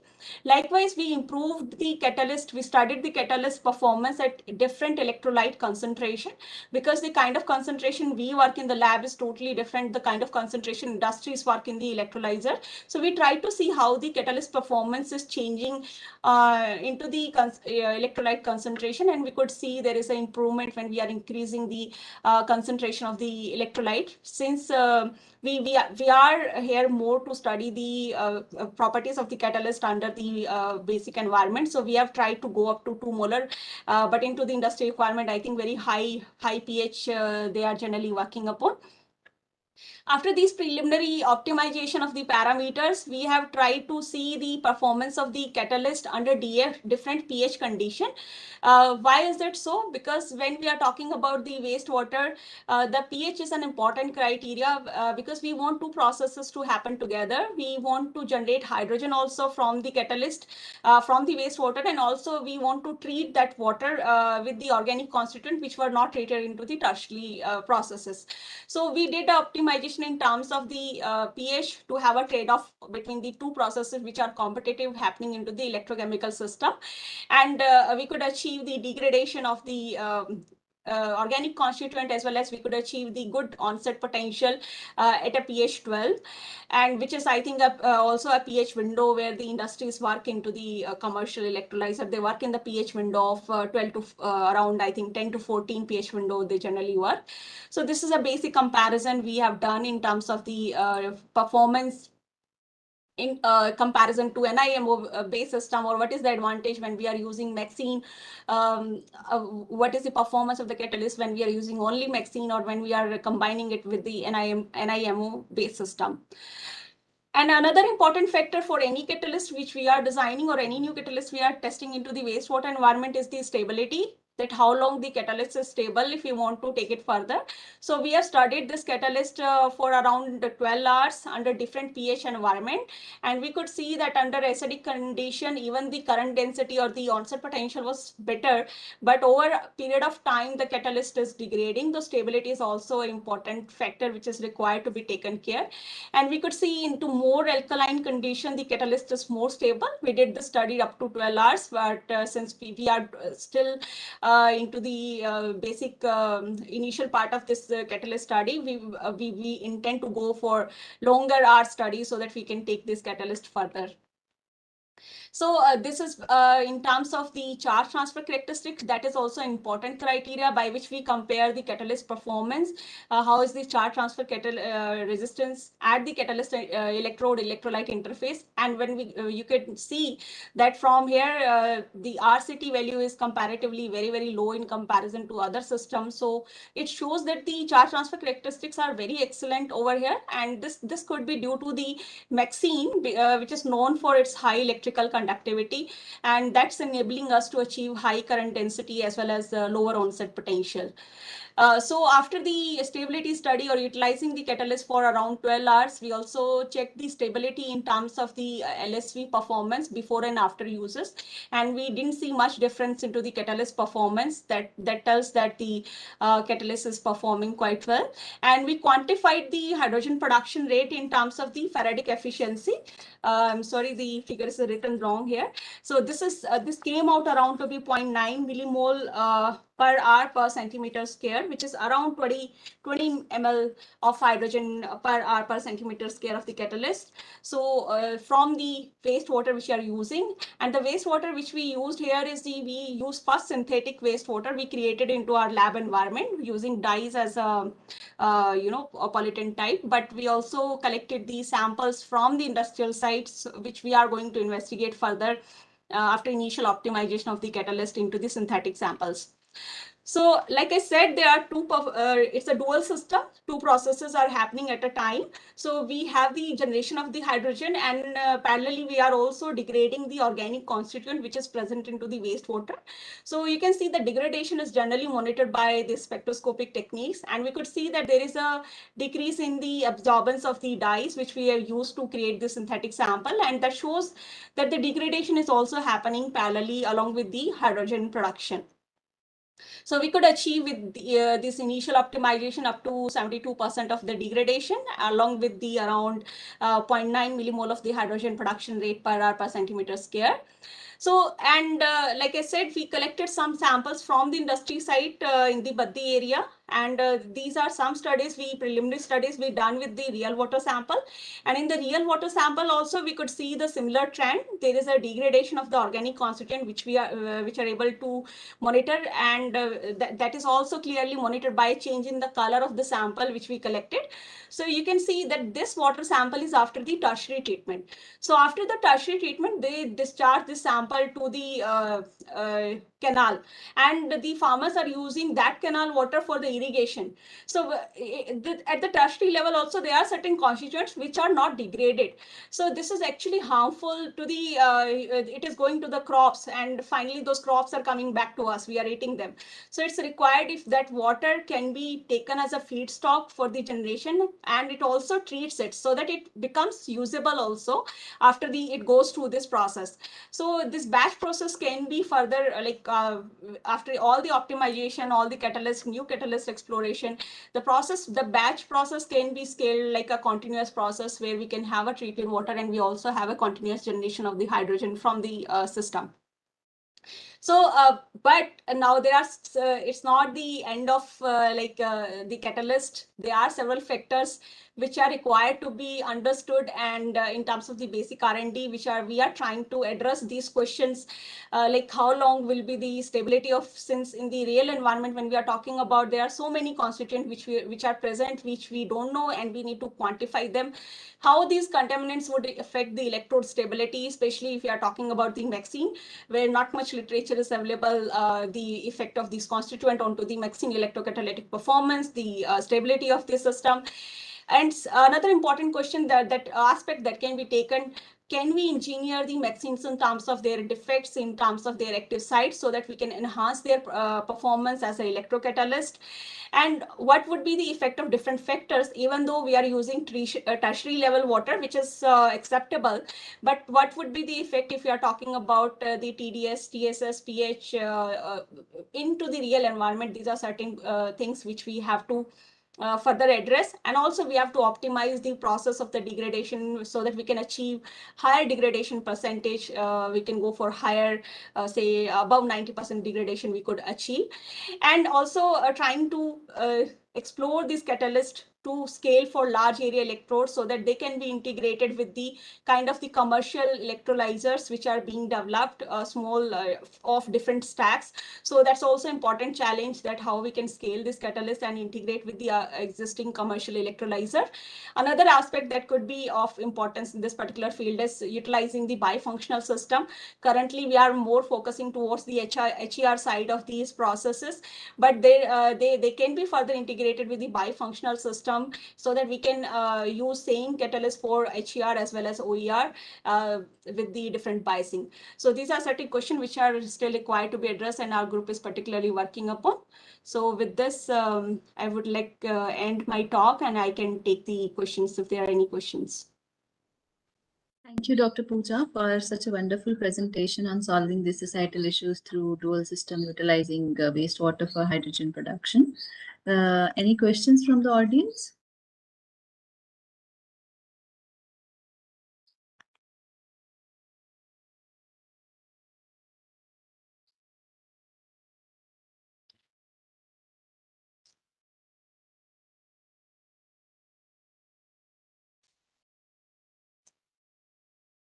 Shall we move to the next one? Dr. Pooja, you have to share the slides of Mr. Gautam. Okay, I shall do. So give me some time. Okay.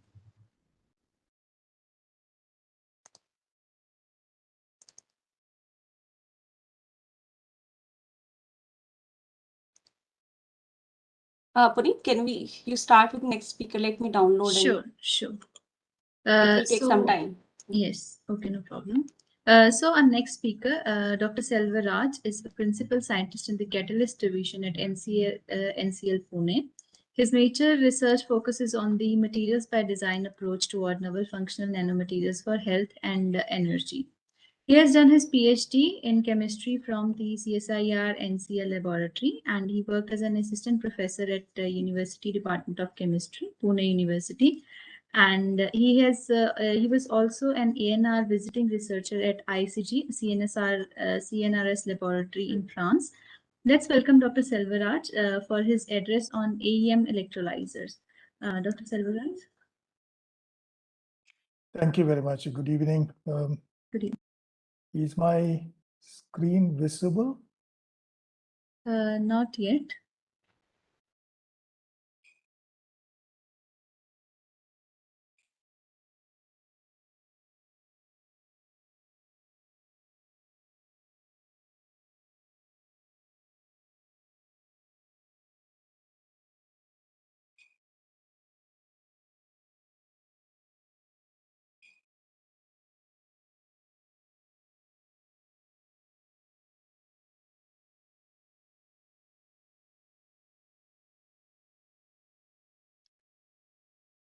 Salvaraj, you can share the entire screen.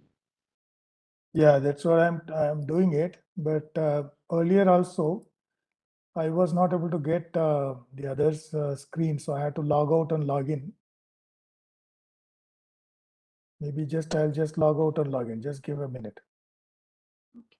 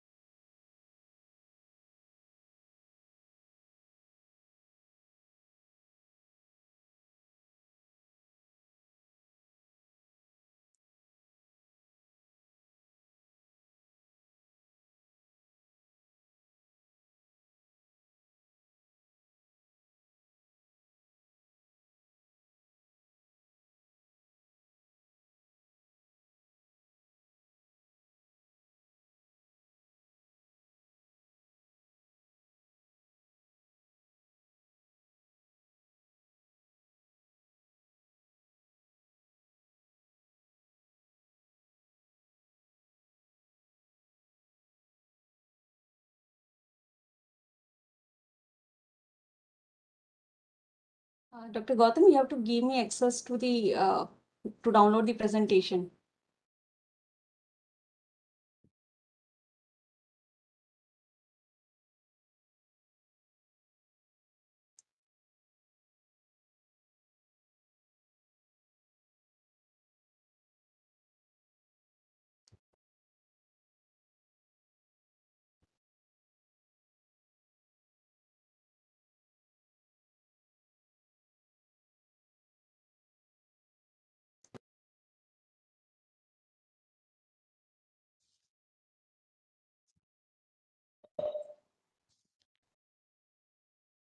Am I audible now?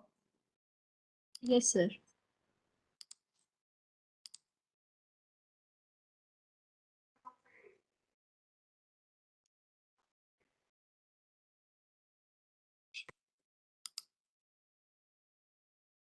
Is my screen visible now? No. No.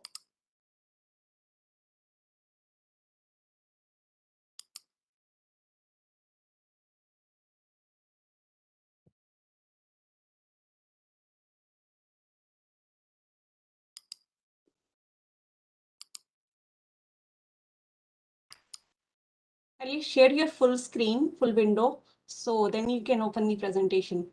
Yeah, I am sharing my full screen only, but still there is some issue.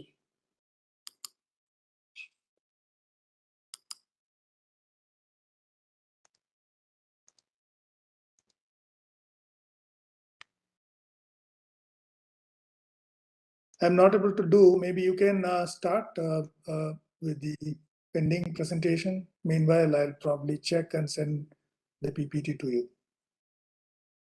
Okay, so we can start with Dr. Jatindrapal from Chima Boilers.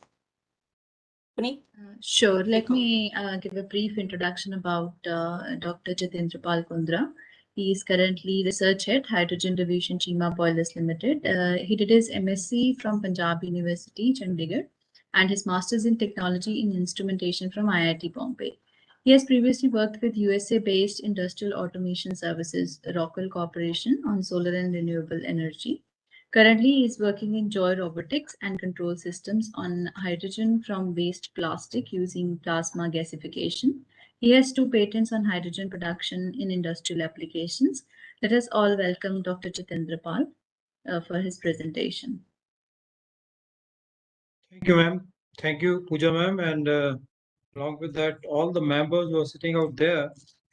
I am working in the industries, so what I have done is I have taken some of the videos which the work we have done in the hydrogen, and I'll be sharing those work with you so that we can do the practical application. I think that we need to go to the industries and do the work practically and see whether this is possible or not.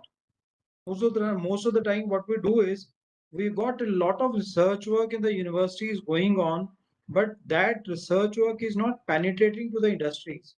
And because of that, there are two harms which are being done. One is that the practical application is not being explored, and the second is that we are not able to get into the like what are the pros and cons of the technology which we are using. And ultimately, it is the industries where the efficiency of a system which is being counted, it is evaluated.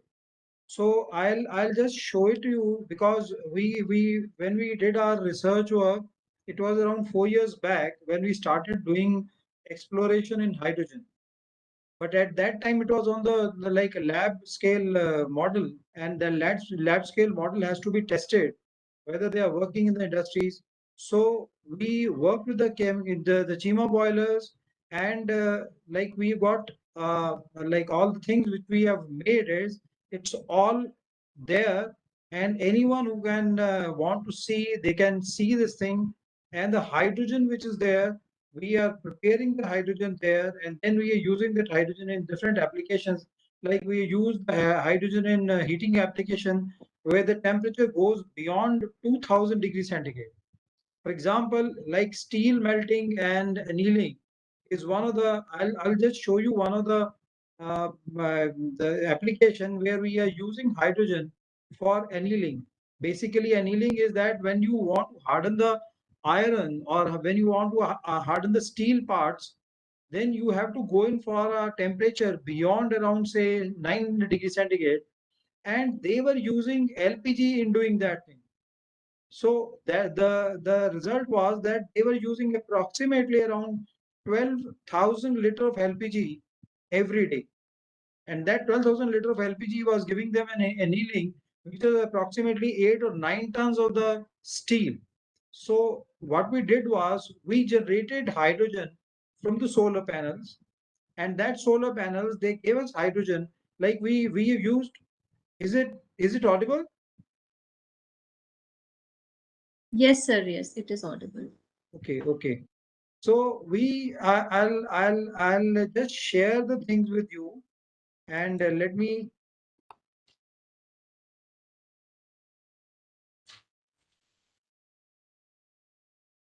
Ma'am, is it visible? Not yet, sir.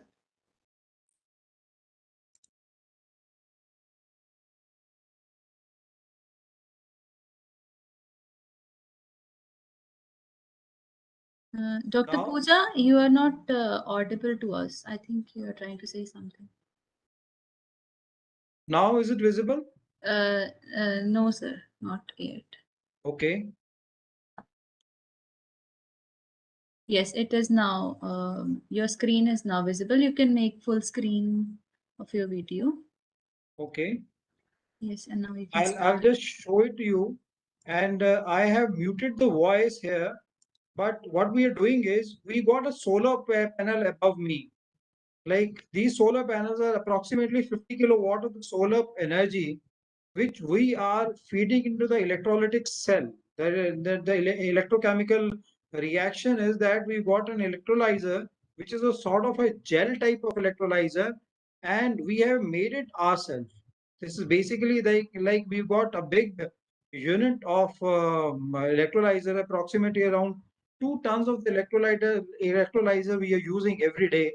And in that electrolyzer, we got the water, which is a normal water, not even purified or distilled water. but that electrolyzer is having some chemicals in it.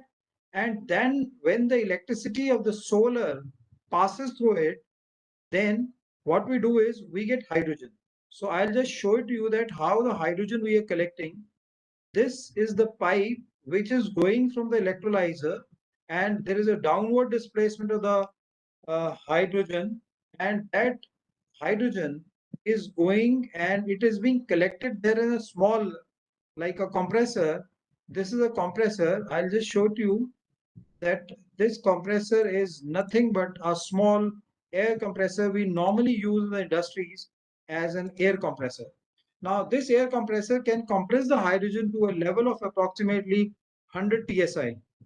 So the whole day, the solar is generating the hydrogen, and we are compressing this hydrogen into a very small compressor, and that compressor is being protected also. This is just to show that it is outside. Otherwise, it is being enveloped by a cage, which is approximately of the sheet of approximately around 10 stainless steel sheet, and along with that, the temperature of this is approximately around, say, 5 or 6 degrees centigrade. So we are taking all the precautions so that the hydrogen which is stored is placed there. And this hydrogen, we are using this hydrogen for burning purposes. I'll show to you that this hydrogen is going directly into the furnace. This is a blower, and this blower has got two sides. One side is hydrogen, the other side is LPG. So we've got a system where we are mixing these together. Like we have got again the combustion chamber is being controlled by some of the automation parts. Like for example, we've got the pressure transducer to see that what is the pressure of the hydrogen. We have got the pressure transducer to see that what is the pressure of the LPG coming out. And along with that, we are mixing this thing. And then what we are doing is this hydrogen is fed into this burner, and along with the air which is going in the forward direction, there's a air gun which is blowing the air and the hydrogen. And along with that, we got LPG also. We First of all, we were using LPG in the ratio of 60% LPG and 40% hydrogen. And the temperature was coming out to be very large. Like example, for the temperature in the burner used to be, the furnace used to be having a temperature of approximately 2500. So what we did was we reduced the LPG. So now we've got approximately 5% LPG and 95% hydrogen, which is being used to run the furnace. I'll show you the furnace, and I'll also show you that how this LPG is giving a flame which does not have any pollutant. Like earlier, it used to be that approximately around the flue gases were around 5 kg of carbon dioxide was released every hour there. But now they've got approximately 10 grams of LPG carbon dioxide which is being released in the atmosphere. I'll show you the next video, which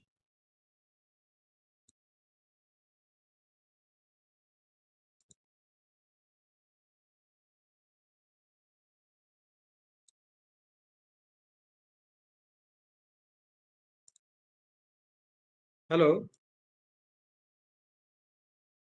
Am I audible? Yes, sir. Yes, you are audible. Okay.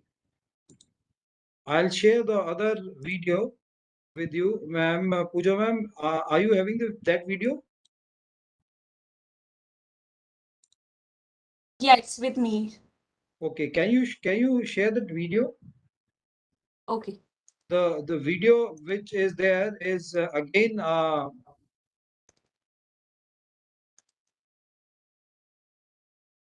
this one. Now see, this is the LPG flame which is coming out, and this is the burner. So this burner is giving us the LPG flame. The temperature of this LPG flame was approximately now 900 degrees centigrade. But then when we use hydrogen, this flame was converted into this color, like a bluish color, and this bluish color was nothing but the hydrogen changeover.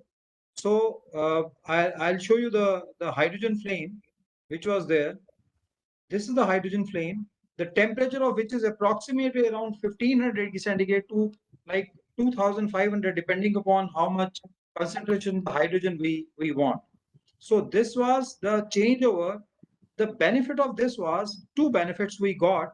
One was that the fuel was which we were using, we were paying approximately around say 57 rupees a kg for LPG. But when we used hydrogen, that hydrogen was free of cost. And see the renewable energy, we've got 50 kilowatt solar panel, and those solar panels are used to convert electricity into hydrogen, and that hydrogen we are using for the burning purposes. And in case we are now moving towards a phase where we will be eliminating LPG and we will be using pure hydrogen for burning purposes. The only thing, the hindrance which we are getting is that we are getting NOx gases as something which is there inside the burner. So I will request Pooja ma'am to suggest us a way so that we can eliminate the NOx gases from the burning phase, and or we can filter out the NOx gases which are coming out of the flue gases. And in case this happens, that will be the first plant which will be burning hydrogen, and that hydrogen will be producing the industrial applications there that will be used in the industrial application, for example heating, and along with that annealing, and even melting of the things. I'll show you another video where we are using hydrogen for melting steel, and this is something which I want the industries to do this thing, because when we are doing this thing in the industries, that means we are using, just a minute.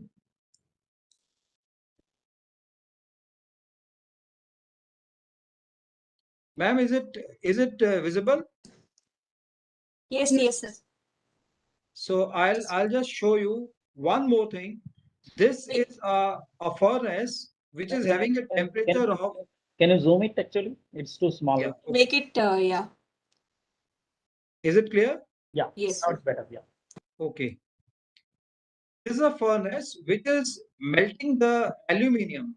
Basically, this is a die-cast furnace, and what we are doing is we are melting aluminium, and this aluminium is going into a vessel from where it is being taken through a robot and then put it into a die-cast which is there, and then they are making the parts, like the engine parts are there. They've got Maruti Suzuki, and these are all these parts, they are being die casted there. Now they were using LPG, so that LPG which they were using, that was a little like that was producing a lot of pollution inside the chamber. So instead of LPG, what we did was we mixed hydrogen with this. So approximately 50% of hydrogen was mixed into this thing. And again, that hydrogen that was coming from the solar panel which was being fitted into the industry. Around that was around 100 kilowatt the solar energy which we have fed into the electrolyzer. And that electrolyzer is giving us the hydrogen of the rate of approximately around say 300 liters per minute. 300 liters of hydrogen is generated per minute. That is a huge amount of hydrogen. And if we use this huge amount of hydrogen, we need not to pay a penny to the like for the LPG. And what I feel like is that if we save money from LPG, we can save money for our country. And second thing is that the hydrogen, when we are using hydrogen for burning or hydrogen for annealing or even melting, that hydrogen, the byproduct is coming out to be water or the steam. Again, that steam we are condensing in the VAM, and we are generating out of that VAM, we are generating the cold chilled water. And that chilled water is keeping the floor cooler than what it was there earlier. Like for example, that the floor temperature earlier when they were using LPG was approximately around 50 degrees centigrade. So what we did was that we have taken out the steam from this thing, and this steam which was coming out of the hydrogen, we are using that steam to run our VAM, and that VAM is producing chilled water at -5 degrees centigrade. We are feeding that water into the chamber to cool the air, and this whole the floor of the floor area is kept at a temperature of 25 to 30 degrees centigrade. So this is what we have done practically. I'll just show it to you. See the temperature earlier, it was approximately around 900 degrees centigrade. So when we used hydrogen for this thing, the temperature came out to be around 1200 degrees centigrade. And we have taken the measurement for that thing. We got all these things, this thing, and we've also applied for the patent for this. And this is the molten aluminium which is coming out. And this molten aluminium is taken by this thing, this robot, and it will take this aluminium and put it to die cast.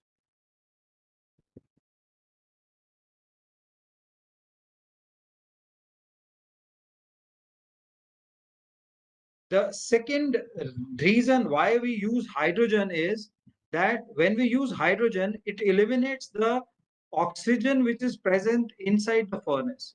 And because of that, the metal which is formed is very fine, and it is not oxidized like the most of the metals. They get oxidized because of the presence of oxygen. So these are the two things we have worked on.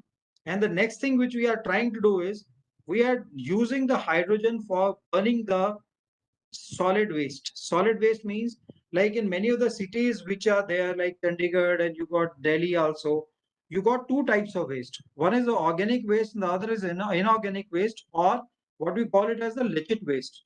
So we have made a chamber where we will be using hydrogen for burning the liquid waste. Burning, we are planning that we'll be having a temperature of approximately 3000 degrees centigrade, where we'll be putting up the mixed waste.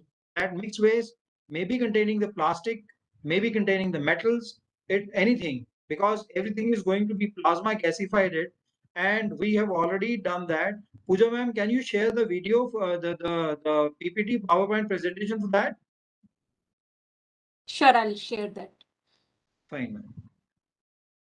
So the next thing which which is there in our mind is that let us make the environment clean, because when we burn the trash, or when we burn the municipal solid waste, there's a lot of hydrogen in the form of syn gas. So what we are doing is we are taking that syn gas, filtering that syn gas, and then yes, this is there. So this is a small model we have prepared. What we are doing is we have got two hydrogen gas burners. I'll show to you. Ma'am, can you just take me to around page 3 or 4? There is a video. Yes, this one. We've got two torches. These are the hydrogen torches. And these hydrogen and oxygen torches, they do not require any other thing. Like this, all is a closed chamber. We don't require any air. Because when hydrogen and oxygen in a balanced quantity that is being given to the chamber, so all the trash vaporizes and we get a lot of hydrogen. So that syn gas is taken out, and we are taking that syn gas, filtering that syn gas to the electrochemical chemical components, where like we got some filters which are filtering carbon dioxide, some filters which are filtering sulfur dioxide, and we are also absorbing NOx gases in this thing. And the ultimate product which we are getting is the hydrogen. So that hydrogen we are using for power generation.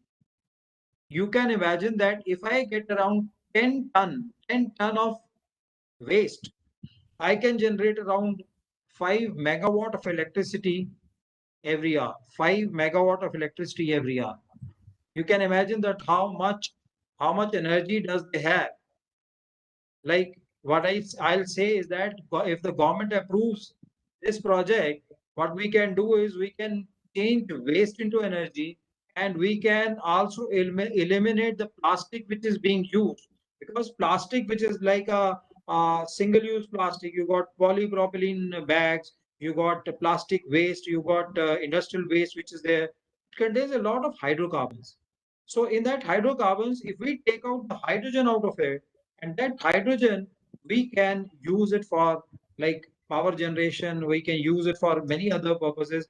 Even the hydrogen we can use it for compressing the hydrogen and using that hydrogen for different motor application. For example, running a car or running a bus or some train also. But that again depends on that how much compression we can go in for. We at the present we are not using any compression technology to compress the hydrogen to a pressure of 350 bar, because then the cost of the hydrogen comes out to be larger than the petroleum.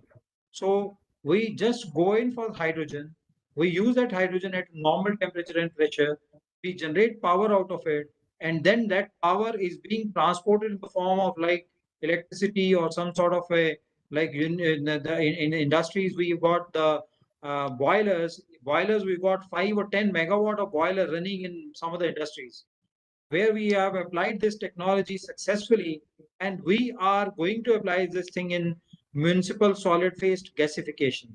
So this is the main model, that what we are planning to do is we are going to gasify all the trash into plasma, and that plasma will give us the hydrogen, which is in the form of syngas, and this syngas is going to produce like power. That's what we perceive is that the next technology which we are using is that the pure hydrogen will be used for plasma gasification of the waste, and that is one thing which we are working on, and maybe within a year or so we'll be able to like show cause this technology also, which we are desperately after this. We are still in the nascent stage, we have not produced all this thing, but definitely the results are going to come. Rest of the thing, I'll just show you a few. Ma'am, is there anything which is there? Can you take me a little above this? Yes, this is the plasma torch we have generated. This is a hydrogen torch, and these hydrogen torches are producing a temperature of approximately around 2,500 degrees centigrade. We got an electromagnetic field to control that, because otherwise these material they start melting. So what we are planning is that we'll be having these torches, the plasma arc guns, which will be made up of the hydrogen and titanium. So this is what we are doing it. And in the industries, there is a lot of demand for this thing. Hydrogen is something which is a clean fuel. And I think there's a high time that the India should explore this. India is one of the places where the hydrogen can be generated out of the renewable energy resources. And will be like if within 10 or 20 years, if we use our renewable energy resources, we'll be energy surplus. I think I'll leave this thing here. Is there any question? Yes, Dr. Kundra, you have questions. Can you explain the part how you are producing hydrogen with the help of solar panels? I guess you want to know that what is in that big tub. Okay. See, what we got is we got the solar panels. We got a solar panel of the range of around 100 kilowatt. So they are all rooftop solar panels.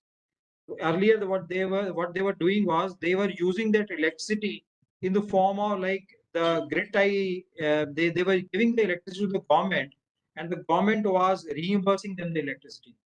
So that was cumbersome, because if you use electricity to be converted into a grid, that means you have to increase the potential difference to 220 volts.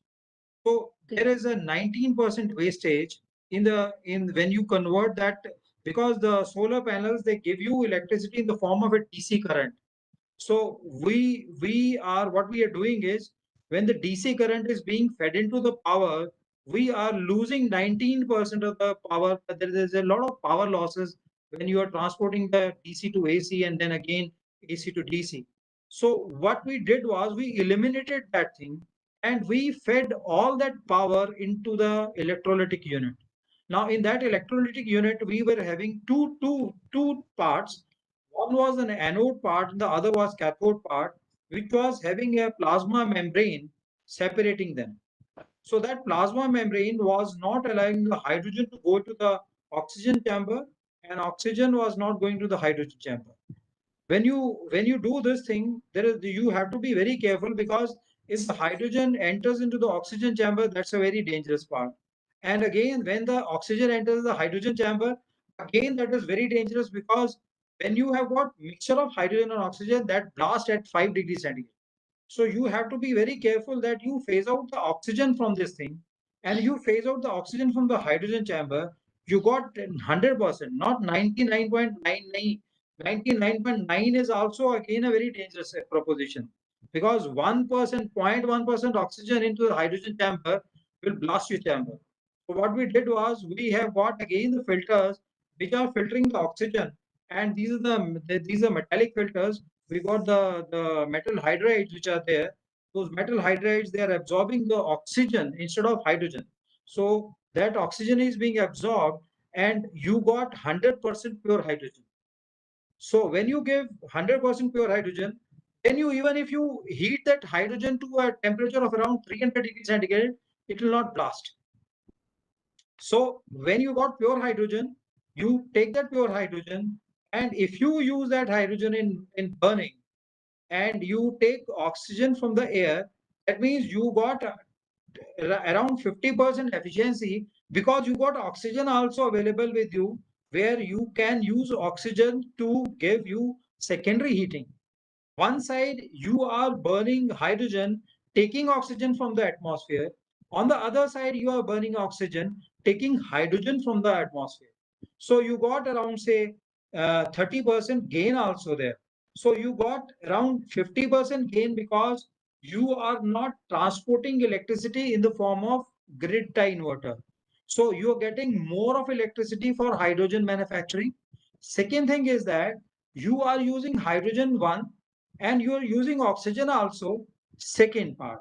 So again, these, when you are using this thing, what you're doing is you are approximately getting an efficiency of around 87%. And second thing is that when you are using hydrogen, you are getting pure water as a steam out of it. And if you're getting pure water as a steam out of it, don't lose that, because that is also very important, because you are getting water which is at a temperature of around, say, 200 to 300 degrees centigrade. And if you've got a VAM machine there, you can use that heat also to convert that into a cooling or chilling temperature.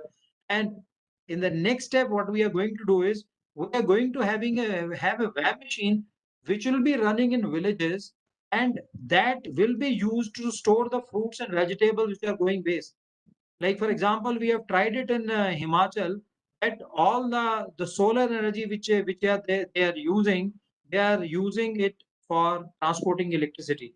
So what we want is that in case that electricity is generated in the form of hydrogen, we can use that for like the processing, food processing unit.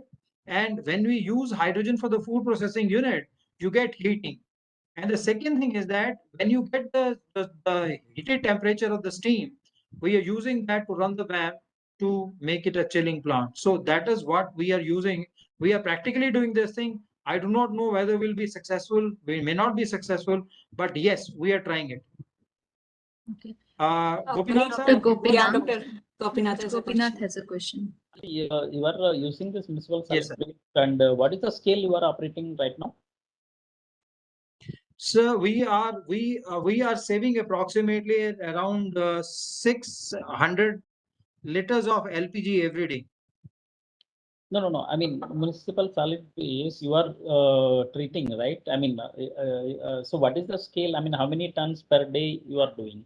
See, at present we have tried our like chamber to treat this waste of approximately 5 tons a day.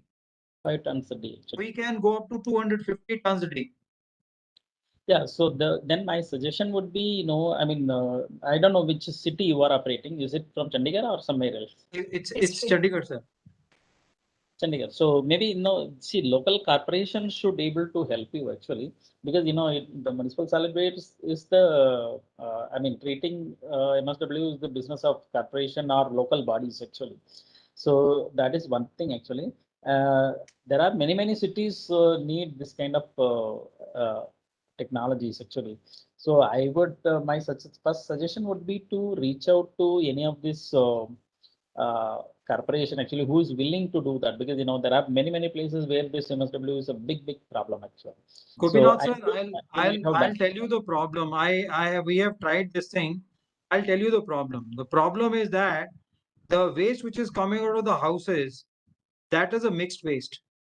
So what the municipal corporations they want is, they want us to sort out the waste into two parts. One is the organic waste and the inorganic waste. When you do this thing, you increase the money spent on the waste. Like for example, the waste which is coming from the houses at 2 rupees a kg.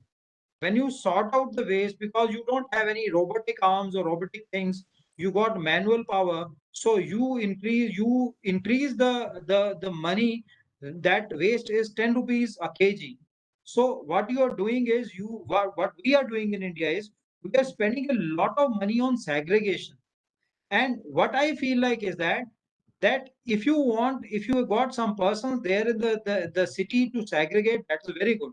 But if you don't have the person to segregate that thing, then you have to take all that waste into plasma. So it is not possible that we sort out the waste.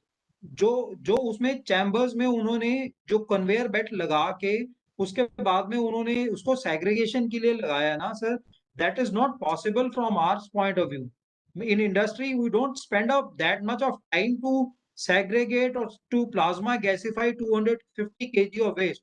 हमारे पास तो chamber ऐसे हैं कि sir उसमें जो है वो आप 300 kg वेस्ट भी देंगे तो within a day will be able to generate power and give it to you. Yeah, this is the place where, I mean, we have to educate the people, because in all the advanced countries, even at home, they segregate the waste actually. I mean, glass separately, plastic separately, bio separately. Yes. I mean, that can be, I mean, basically we have to educate people. Otherwise, this problem cannot be solved actually. Okay. Exactly. From the point of view for the industries, if they say that's the main problem which is coming, that we can take the project, but the only thing is that we cannot segregate the waste. We say that you do the segregation, give us the waste which is not which you have got the legit waste. You are not able to handle that. We will plasma gasify that thing.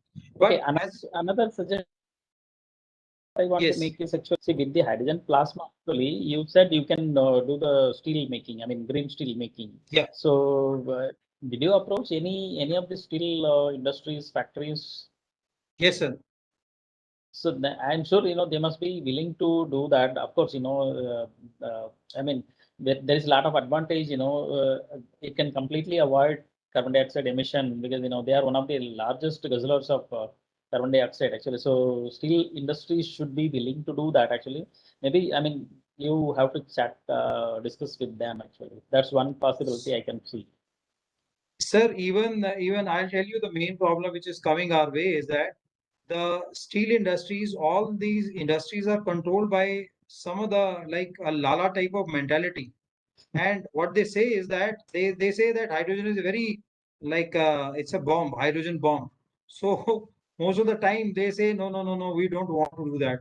Some of the persons who have given us the opportunity, we have proved them otherwise that this is a good thing, and you will be reducing your cost of the fuel by approximately 50%. But most of the time when you got the industries which are there in the Bathinda belt, or you got industries in Ludhiana or Jalandhar, they are all very small industries and they don't require that much of money. Like they cannot put up that plant, because when you want to generate a plant, you cannot go to a scale of around say 5 kilowatt or 10 kilowatt. You have to go to upscale it around to around 100 kilowatt. Only then the output result is better. Otherwise, 5 kilowatt, you got many things which you have to do. Like you got to have a very secured environment for the hydrogen. You cannot do it in a temperature of 80 degrees centigrade. Okay, sir, I want to make a suggestion, small suggestion is here actually, because MNRE, I think it's going to come up with a big project announcement exclusively for hydrogen. Okay, so maybe you can make a proposal there to make green steel actually at whatever scale you can able to do actually. Like 1 ppd if you can do and demonstrate, that's a decent scale, I would say actually. Then I believe the industries will come forward, because to the best of my knowledge, only one company in UK is making green steel actually. I mean, with hydrogen as the feedstock actually. So otherwise, I don't think anybody else is making green steel anywhere in the world. Exactly. So There are very few companies who are into this thing, but what I feel like is there is a lot of potential, because in the industries, the steel which is made by the hydrogen is much better than the steel which is made by like induction or some sort of, because you got oxygen content in that. So when you make steel which is made up of hydrogen burning or hydrogen plasma gasification, it is wonderful steel. So we have seen the quality. The quality is much better than the steel with the oxidation unit. Yeah. We can take next question you. maybe from Dr. Ravichandran. Right. Any other? Nice, actually, very nice video presentation by Mr. Jatindrapal. I have a small question regarding the hydrogen generation. By what kind of electrolyzer you are using? Where you purchase those things? I need information. Thank you, Ravichandran sir. A pleasure to meet you, sir. I was waiting for a long time to have introduction, and I feel that this is a platform which have a lot of potential to do for the country. Sir, we are using like we got electrodes which are made up of steel, but we have coated the electrode with the titanium. So a little costly affair, but it's a one-time cost. And what we have done is we tried using steel 316L. 316L steel was also giving us a very good result. But the problem was that erosion of that steel is very extensive. Like we were able to use that electrodes for only approximately 3 or 4 months. But when we coated this with titanium, then the age of that electrode was approximately around 2 years. And we are going in for 100 kilowatt of power generation. We need a hydrogen at the scale of approximately around 500 liters to 600 liters per minute flow. So that was when we explored the electrolytes which we were using, and there was one electrolyte which is a gel type electrolyte, and that's a combination of like a few chemicals which are there. That's hydrocarbons, and along with that we got some other material. I don't remember the name exactly, but definitely I can tell you what are the electrolytes which you are using. And with the help of that electrolyte, we are getting a tremendous amount of hydrogen. That is what we are planning, that we can scale up the hydrogen to a scale of approximately 1000 liters per minute by using these electrolytes, and with a very nominal current of 100 kilowatt. So the same gel type is used for separating the gases also? Hydrogen Yes. also? Yes. Or using separate, separator for... Actually, why we are using the gel type is because the gel type electrolyte, they are absorbing the oxygen. So oxygen is being absorbed and we get the pure hydrogen. Otherwise, what problem was, the problem which we were facing was that along with the hydrogen, we were getting a lot of oxygen also. And that was a very dangerous proposition, because when we got a mixture of hydrogen and oxygen, that is it's like a bomb. Oh, yes. So this electrolyzer you have assembled on your own. You are not getting technology from any other companies or any. We are working with one of the first 500 Fortune companies, that is a Chima boiler, and we are doing all the research work there, sir. Okay, so it's actually nice work. You are using hydrogen for this steel making, other things. And last week also we had a meeting with the steel. Steel into the Tata Steel.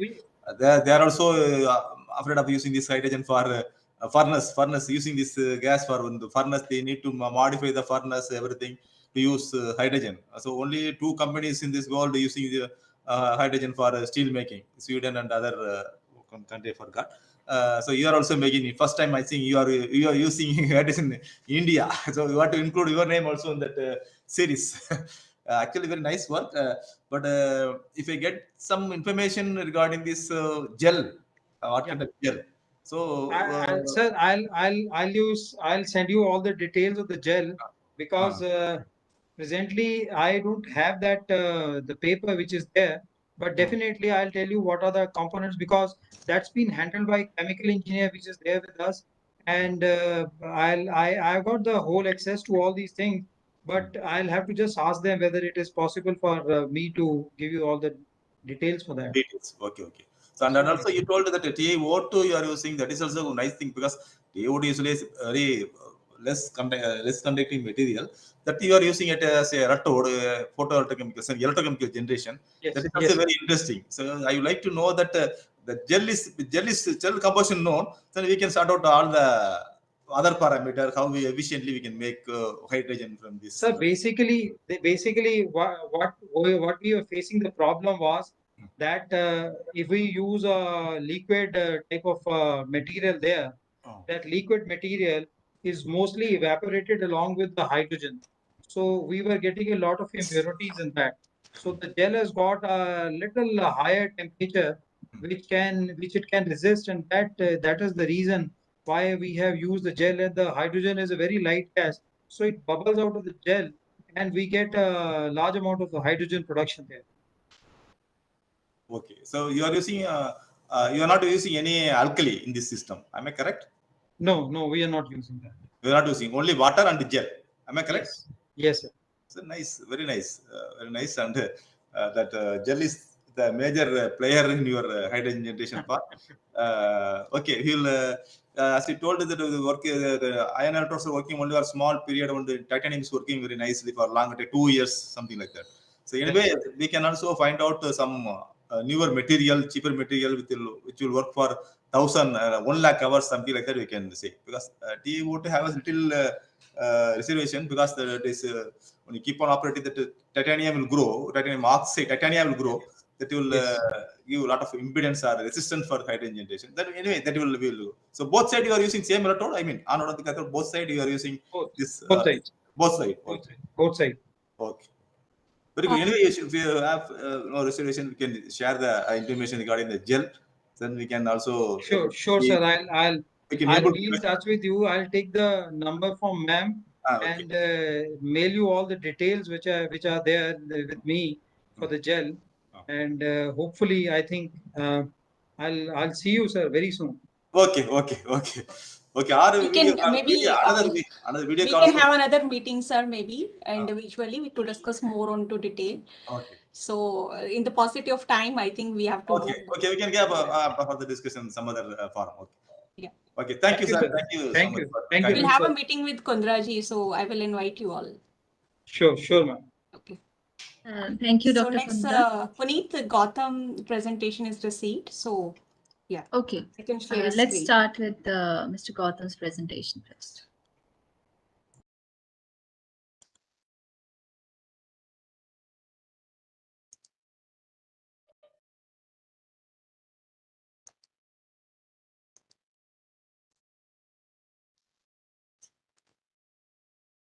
Okay, there is some issue. I don't know what is it. Ma'am, have I stopped the sharing? Yeah, I think your screen is stopped.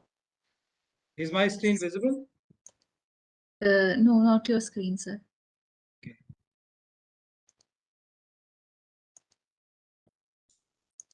There is some or other technical issue with the Gautam presentation. Every time something is coming. I think there is some issue with the cursor I'm facing. Gautam, can you hold for some few more minutes? Gautam, if you can explain your invention, yes, that'll be very nice. Now it is fine. Okay. Yes. You are able to share. Please. Make it full screen. Yes, please. It's gone again.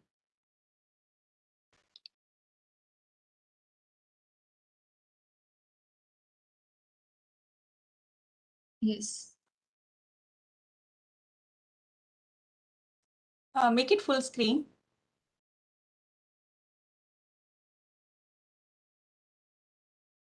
Can you start from the first side, please? Yes.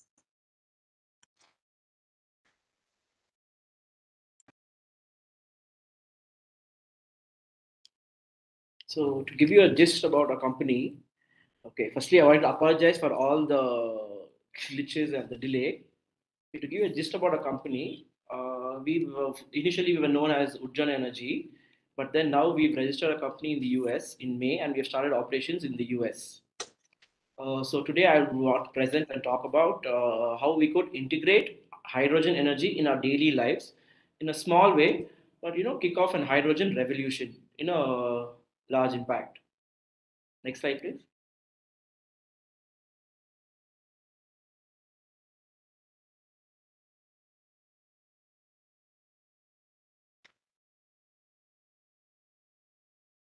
So first thing, we'll talk about challenges of hydrogen economy. Okay, in order to combat climate change, we need to adapt to a sustainable solution for our energy needs, such as electrification, transportation, and industrial needs. Today, we generate majority of our energy from sustainable sources such as hydro, solar, wind. But these sources sometimes struggle to fuel industries and heavier mode of transport. That's where hydrogen comes in. Although hydrogen is a colorless and odorless gas, as we know, we use colors to describe how we produce hydrogen. So there are two kinds. One is gray hydrogen and blue hydrogen. So gray hydrogen, as you know, is produced from natural gas, creating damaging CO2 in the process. And blue hydrogen is made from natural gas, but some of the carbon dioxide will be captured and stored. But it's not possible to capture all of it. So the cleanest form of hydrogen production, that is green, is the only type is used to produce renewable is obtained from a renewable energy source, resulting to zero carbon dioxide emissions. Clean renewable electricity is used to power an electrolyzer, where we split water into hydrogen and oxygen with no carbon emissions. The hydrogen can be stored, transported as necessary. So green hydrogen is incredibly versatile. It can be created and stored, transported as and when required. Thus, by using renewable energy, we can ensure that the process of creating zero carbon emission, helping to accelerate our green hydrogen goals, and only thing it leaves behind is water.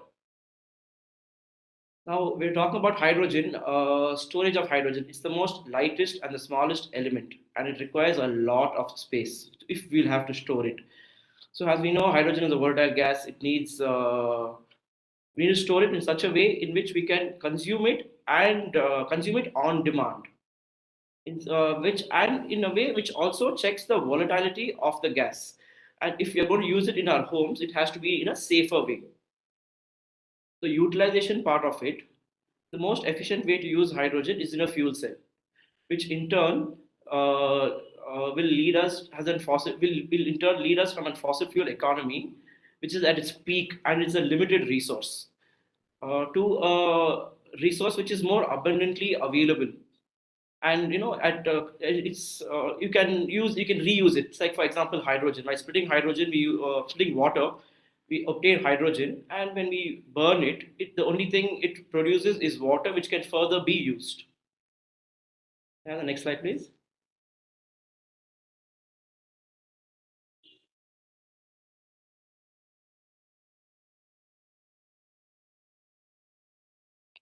So at Integrated Energy Solutions, we have designed a system. It's called the Integrated Energy System, which is powered by any renewable energy source. It can either be hydro, it can be wind, it can be solar, depending on the geographical location in which you are going to use the system. So that power is put into an hydrogen generator. This hydrogen generator is an alkaline anion generator, which produces hydrogen at 1 bar atmospheric pressure. Now, this hydrogen produced needs to be stored in such a way. So we've used a metal hydride storage material, AB5 material, which can store hydrogen in a safe way, in a gaseous form, but in a solid state, which checks the volatility of the gas. There are 3 use case scenarios of this stored hydrogen. The first one being used in a fuel cell to generate electricity. The second thing, used in a hydrogen regulator, which is a stove design which we have come up with, which will use hydrogen instead of LPG, which is commonly used. And the third thing is, in a futuristically way, we have developed this hydrogen releaser, in which when hydrogen powered vehicles become the norm, so we can use hydrogen from our homes directly to fill hydrogen into our vehicles. So this will make you completely energy independent, and it's a microgrid system. Okay, next slide, please.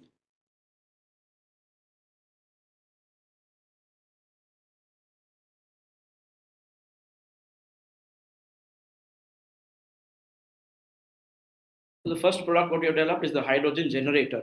Hydrogen generator. So when we designed and developed an anion alkaline electrolyzer, which uses any renewable energy source such as green hydrogen, it is ingeniously designed and in a cost-efficient way to generate hydrogen. And this product is patent granted. We got a grant on the patent last year. And the next slide, please.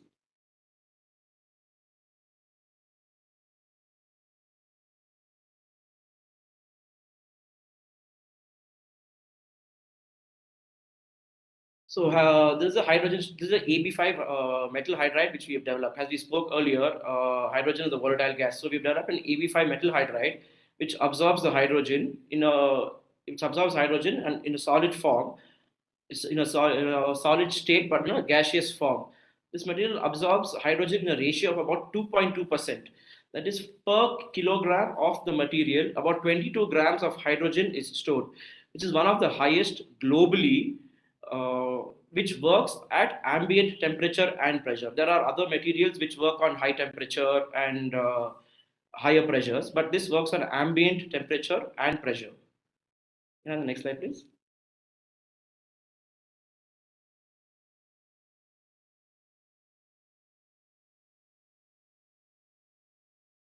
So we are also working on a LTPEM fuel cell, okay, which should be commercially ready by the end of next year or beginning of 2024. So this LT fuel cell, the PEM membrane which we have developed in a lab module. So in a lab module in our factory, this works. But when it has to go out in a commercial way, we are still working on developing the membranes locally in India, and in such a way that it make economic sense for someone to purchase it and use it. Next slide, please.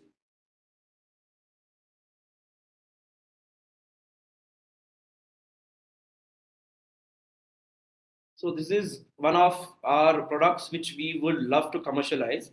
So our is a hydrogen powered stove. So this completely runs on hydrogen and renewable energy, and there's no the only other source you'll need is water to power the system. So our team has developed this in 4 parts. Okay, the first one is an alkaline electrolyzer. We have two types of alkaline electrolyzer which we use. One is the 200 watt and one is the 500 watt capacity, which generates hydrogen separately, hydrogen and oxygen gases separately. The DC powered sources, it can run on a renewable energy. It runs on DC power. It can either run from any renewable energy source or from grid power, but preferably a DC powered source. It is also scalable. It can be made into from few watts to few kilowatts. The oxygen, the gas which is generated in this is released into the atmosphere, and the hydrogen is stored in our metal hydrides. This metal hydrides also we have developed and storage unit, a cylinder. Since the thermal, up to the same slide.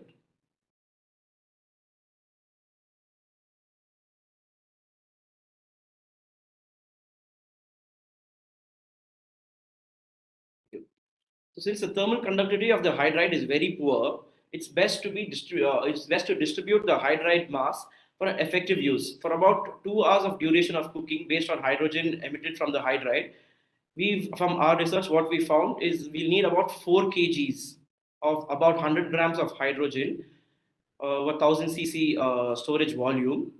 So we've designed a vessel in which we could store hydrogen in a safe way. And this vessel, what we have designed, I'm not able to share the picture. So this we have developed a cylinder. It has four 25 mm dias, ID tube, internal tubes, which improves heat absorption and dissipation of the characteristics. This storage vessel is provided with three inlets. One is for the metal hydride, one is for the inlet of hydrogen, outlet of hydrogen, and another one what we use is for the pressure sensors. Now we're talking about a catalytic burner to burn the hydrogen. The basic aim of this present innovation is to replace LPG home stoves with hydrogen fuel versions. Keeping this in mind, we've attempted to replace the LPG, the conventional LPG burners. We found what we found that there was a significant amount of flashback present, and the working of the hydrogen stove wasn't satisfactory. It was also clear that the combustion of hydrogen present with the pre-mixed air did not lead to a proper cooking flame. Part of the problem apparently arose due to the fact that self-ignition of hydrogen is 0.02 megajoules. That to compare of LPG is 0.3 megajoules. To get rid of this issue, we've closed the entire port of the burner so that we avoided the premix of oxygen in it. So since we avoid the premix of oxygen, the only place oxygen is present is at the combustion port itself. And coming to the safety aspects about it. So the safety aspects about it, we have designed and developed our own PCB boards, okay, which monitor the entire system. It's like the brainchild of the system. So if we are not using the system and it's running on solar, there's a pressure sensor in the cylinders. So once it reaches a certain pressure, the system automatically turns off the generation through a relay, and there is a flow sensor in the hydrogen line. So if there is about 2% up to 2% mixing of hydrogen in the oxygen chamber, in the hydrogen chamber, the sensor automatically puts off the generation and puts off the release. And all the connecting ports are connected through electronic valves. So if we can access any valve at any point of time individually, we can cut off the correct supplies from anywhere of it. And we have kept the purity of hydrogen generated at 98.5%. So that some amount of purity adds color to the flame when we actually use it in the use case scenario. Otherwise, it's going to be very difficult to see the flame there.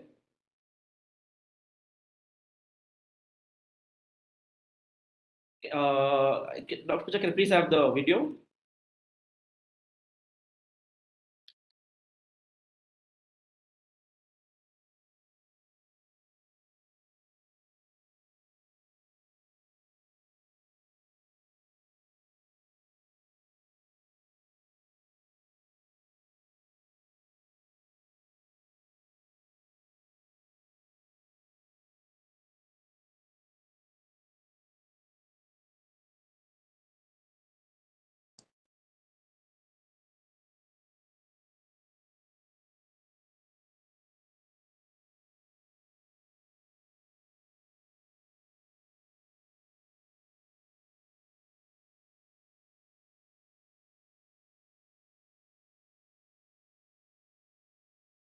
So since you have seen the entire system, inside the system, there is a sensor which is present there, which if there is any leak from any other form will also sense it, and a buzzer will go off immediately for you all to know that there is a leak within the system.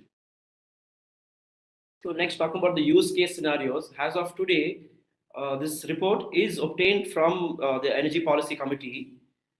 In rural areas, they use about 60% of wood. Wood is used for cooking, agriculture waste. Then there's animal manure, and then there's kerosene, and now is LPG. I think now LPG will be on a higher standard after the Prime Minister's Pradhan Mantri Ujjwala Yojana program. But if we could use these systems in rural areas which do not have access to any other forms, maybe in the northeastern region, in the Himalayan region, where the access is cut off, if these systems can be used there, in the border areas where we use helicopters to go drop off food there, which cost a lot, and this is zero pollution. So since if these systems are out there in these areas, this would start a message to the others that hydrogen is not a bomb and hydrogen is flexible and is usable, has a common man. So this is the one. Can I have the next slide, please?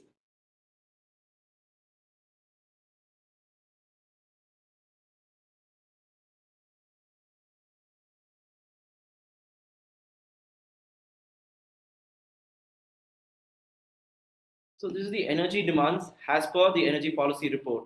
So the demand at an 8% GDP growth rate. This report was also obtained at 2016. So you can see the LPG demand increasing. That's the consumption what we have.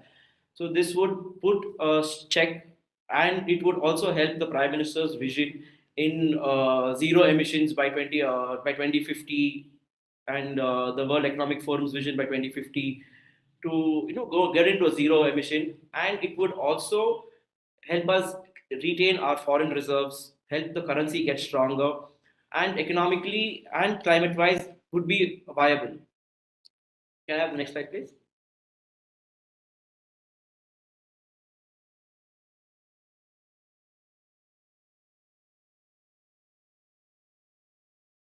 So as an use case scenario, the way we look at it right now is the CSIR committee and the government together help us deploy few systems in the rural area, which would start off the hydrogen revolution eventually for us to get there as a small step. Next slide, please.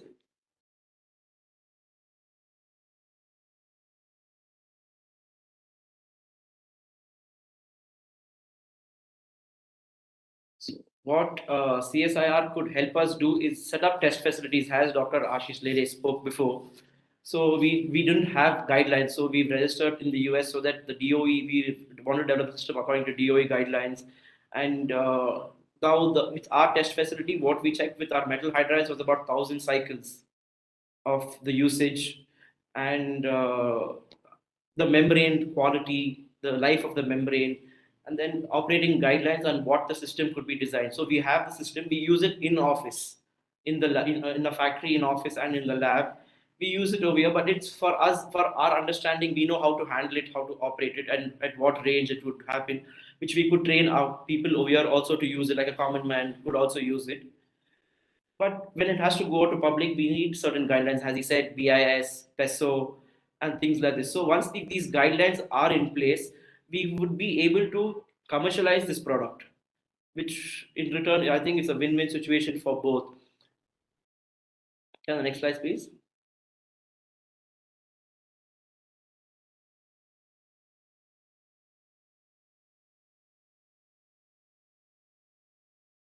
So as a pilot project, if we could identify areas where we could deploy this, areas has in different geographical locations, one in a hilly area, one in a sunny area, one with lots of rain, some with water, some with wind. So we can deploy these systems, start collecting data of how the system works and how hydrogen is consumed, what are the effects, long runs of it, how the system works. So this could also help us and help CSIR get a lot of data and the Planning Commission to form guidelines in commercializing the system for the others also. And next slide, please.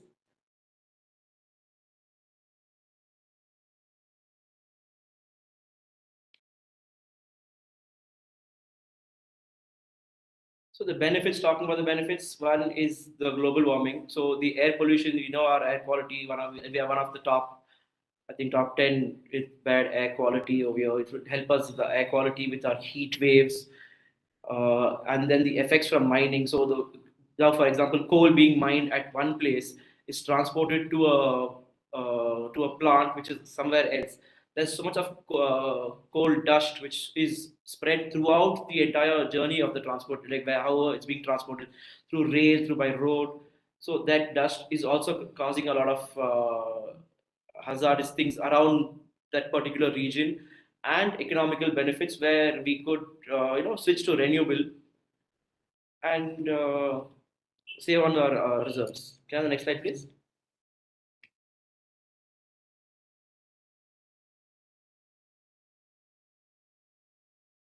Thank you, Mr. Gautam. We have a few questions. How are you extracting the stored hydrogen from solid metal hydrides? From pressure change. So once there's pressure and temperature difference, there's amount of hydrogen which is released. So when the only amount of hydrogen which is released is the amount required. So that it makes it much more safer than any other. It is even safer than your LPG cylinders, and this is also tested and a patented product. Next question is, can you explain a little bit more about hydrogen generator? Hydrogen generator. So our hydrogen generator is an alkaline anion membrane alkaline generator. So we have as Mr. Kundra also said. So we've used 316L electrodes in which we have coated with some special material on either side, something to do with nickel and iron. And we have used an ion membrane in which we've made individual stacks so that the gases mixes does not happen, and the gas being produced is at 99% purity, but the metal hydrides we have developed adds in some amount of impurity into it, which is there in which stores and adds, which gives the color to the flame. Gautam, are you using in the hydrogen stove? Are you using HOH or are you using hydrogen only? Hydrogen only. HHO is a different technology altogether, not HHO. HHO will not have metal hydrides in it. So this is pure hydrogen. But how you're absorbing oxygen? Oxygen is separated at the generation itself. So at the generation itself, we have we have two compartments in which oxygen is produced on one side, hydrogen is produced on one side. We have two different outlets in which oxygen is as a byproduct and hydrogen is put into our storage material. And in the stove, you're using pure hydrogen? Yes, pure hydrogen. But isn't that very dangerous? No, for anything to burn, it needs oxygen, and hydrogen requires about 4% of oxygen for it to catch fire. So we have about 98.5% purity. So the impurities is like 1.1%, sorry, 1.5%. And the only place of contact where oxygen is available is at the burner tip. So there's no oxygen anywhere else. So there's no flashback. There's nothing else also in it. So we have been working on this for the last 6 years, and we have developed this. And we have also submitted a report to MNRE, to Dr. S.K. Singh, who was the chairperson at 2018-19. But then the COVID happened, so we didn't follow up. But we've already submitted a report to him for the stove. We have also in talks with PESO to certify our material and membrane development, which most of them procure from outside India, which is costly about 30 to 35 rupees per square centimeter, per square inch is what they pay. We are able to do in India half the price. Gautam, is your stove which you have made, hydrogen stove? Yes. Is it available in the market or you are still to go for the commercial production? No, commercially we have the product in office, but we are not able to commercialize it because it is there's no set guidelines for it, and we are not looking to commercialize it directly by us. Okay, you're looking for some venture capitalist? I think there is some connection issue. Okay. Yes. So, Dr. Pooja, can we take Dr. Salvaraj, or we can take next talk by time Gautam joins. We can continue with the question answer session at the end. Yes. So shall we Dr. Salvaraj? Can you hear me? Yes, we can hear you. So I have moved on to another system. There was a problem. Let me try now to present. Yes. This is fine. Otherwise, I'll send the file to you and you can present. Yes, we are able to see your screen, sir. Great. So is it in full screen? Yes. Gautam, we will take question in the end. So please stay with us. Thank you. My apologies for not able to connect earlier. I think that was a operating system clash or something. So now I'm in those modes working. So thank you very much, Dr. Pooja and team which is organizing this event. It's wonderful to see that there are a lot of industry participants. So the topic of this part is going to be on AEM electrolyzer. So there are many, reference to this with the previous speakers, my colleague Gopi, and also the industrial partner, who is participating in this, Mr. Gautam. But then we will just see that what are the glitches and how to go about it. So just to set the tone, just slides, I will use this slides to explain that why we have to work on this. That if you look at the power and the time scales of the energy storage, you see that low power, quick storage and release is this supercapacitors, batteries, and then as you keep moving to the right corner of this plot, and you see that the hydrogen is taking the main big picture. So for a higher capacity storage and utilization of energy, then hydrogen seems to be the best option available to us. On the right side of the screen, you might see that there is a picture which shows today and tomorrow. The pictures showing very clearly that tomorrow the energy system is going to be hydrogen centric. It's the time that will decide that when we will go with that. There is going to be a big transition. Once we come to hydrogen economy, there are several important aspects that comes in play, starting from the fossil fuel to hydrogen, and then to low carbon economy. Then all these things, whatever we see in this circle of hydrogen, the major contribution has to come if it has to be a green hydrogen transition. So the hydrogen production should be green, which other speakers also referred that the electrolysis is the only way. And when it comes to electrolysis, again, the source of electricity also should be green so that we can see the complete green out of it. So unlocking the Indian hydrogen ambitions is that there are several activities we have to do parallelly. And as you see in this slide, that there are multiple activities, and then the activity which is highlighted is the one that is going to be covered in this, but there are many other aspects which many other speakers talk about, including regulatory body, policy, decisions, quality control, and safety aspects, and many other things. So CSIR is already involved in all these activities. Some of my colleagues also were explaining that what all we do. And in this part, we will cover only the generation part.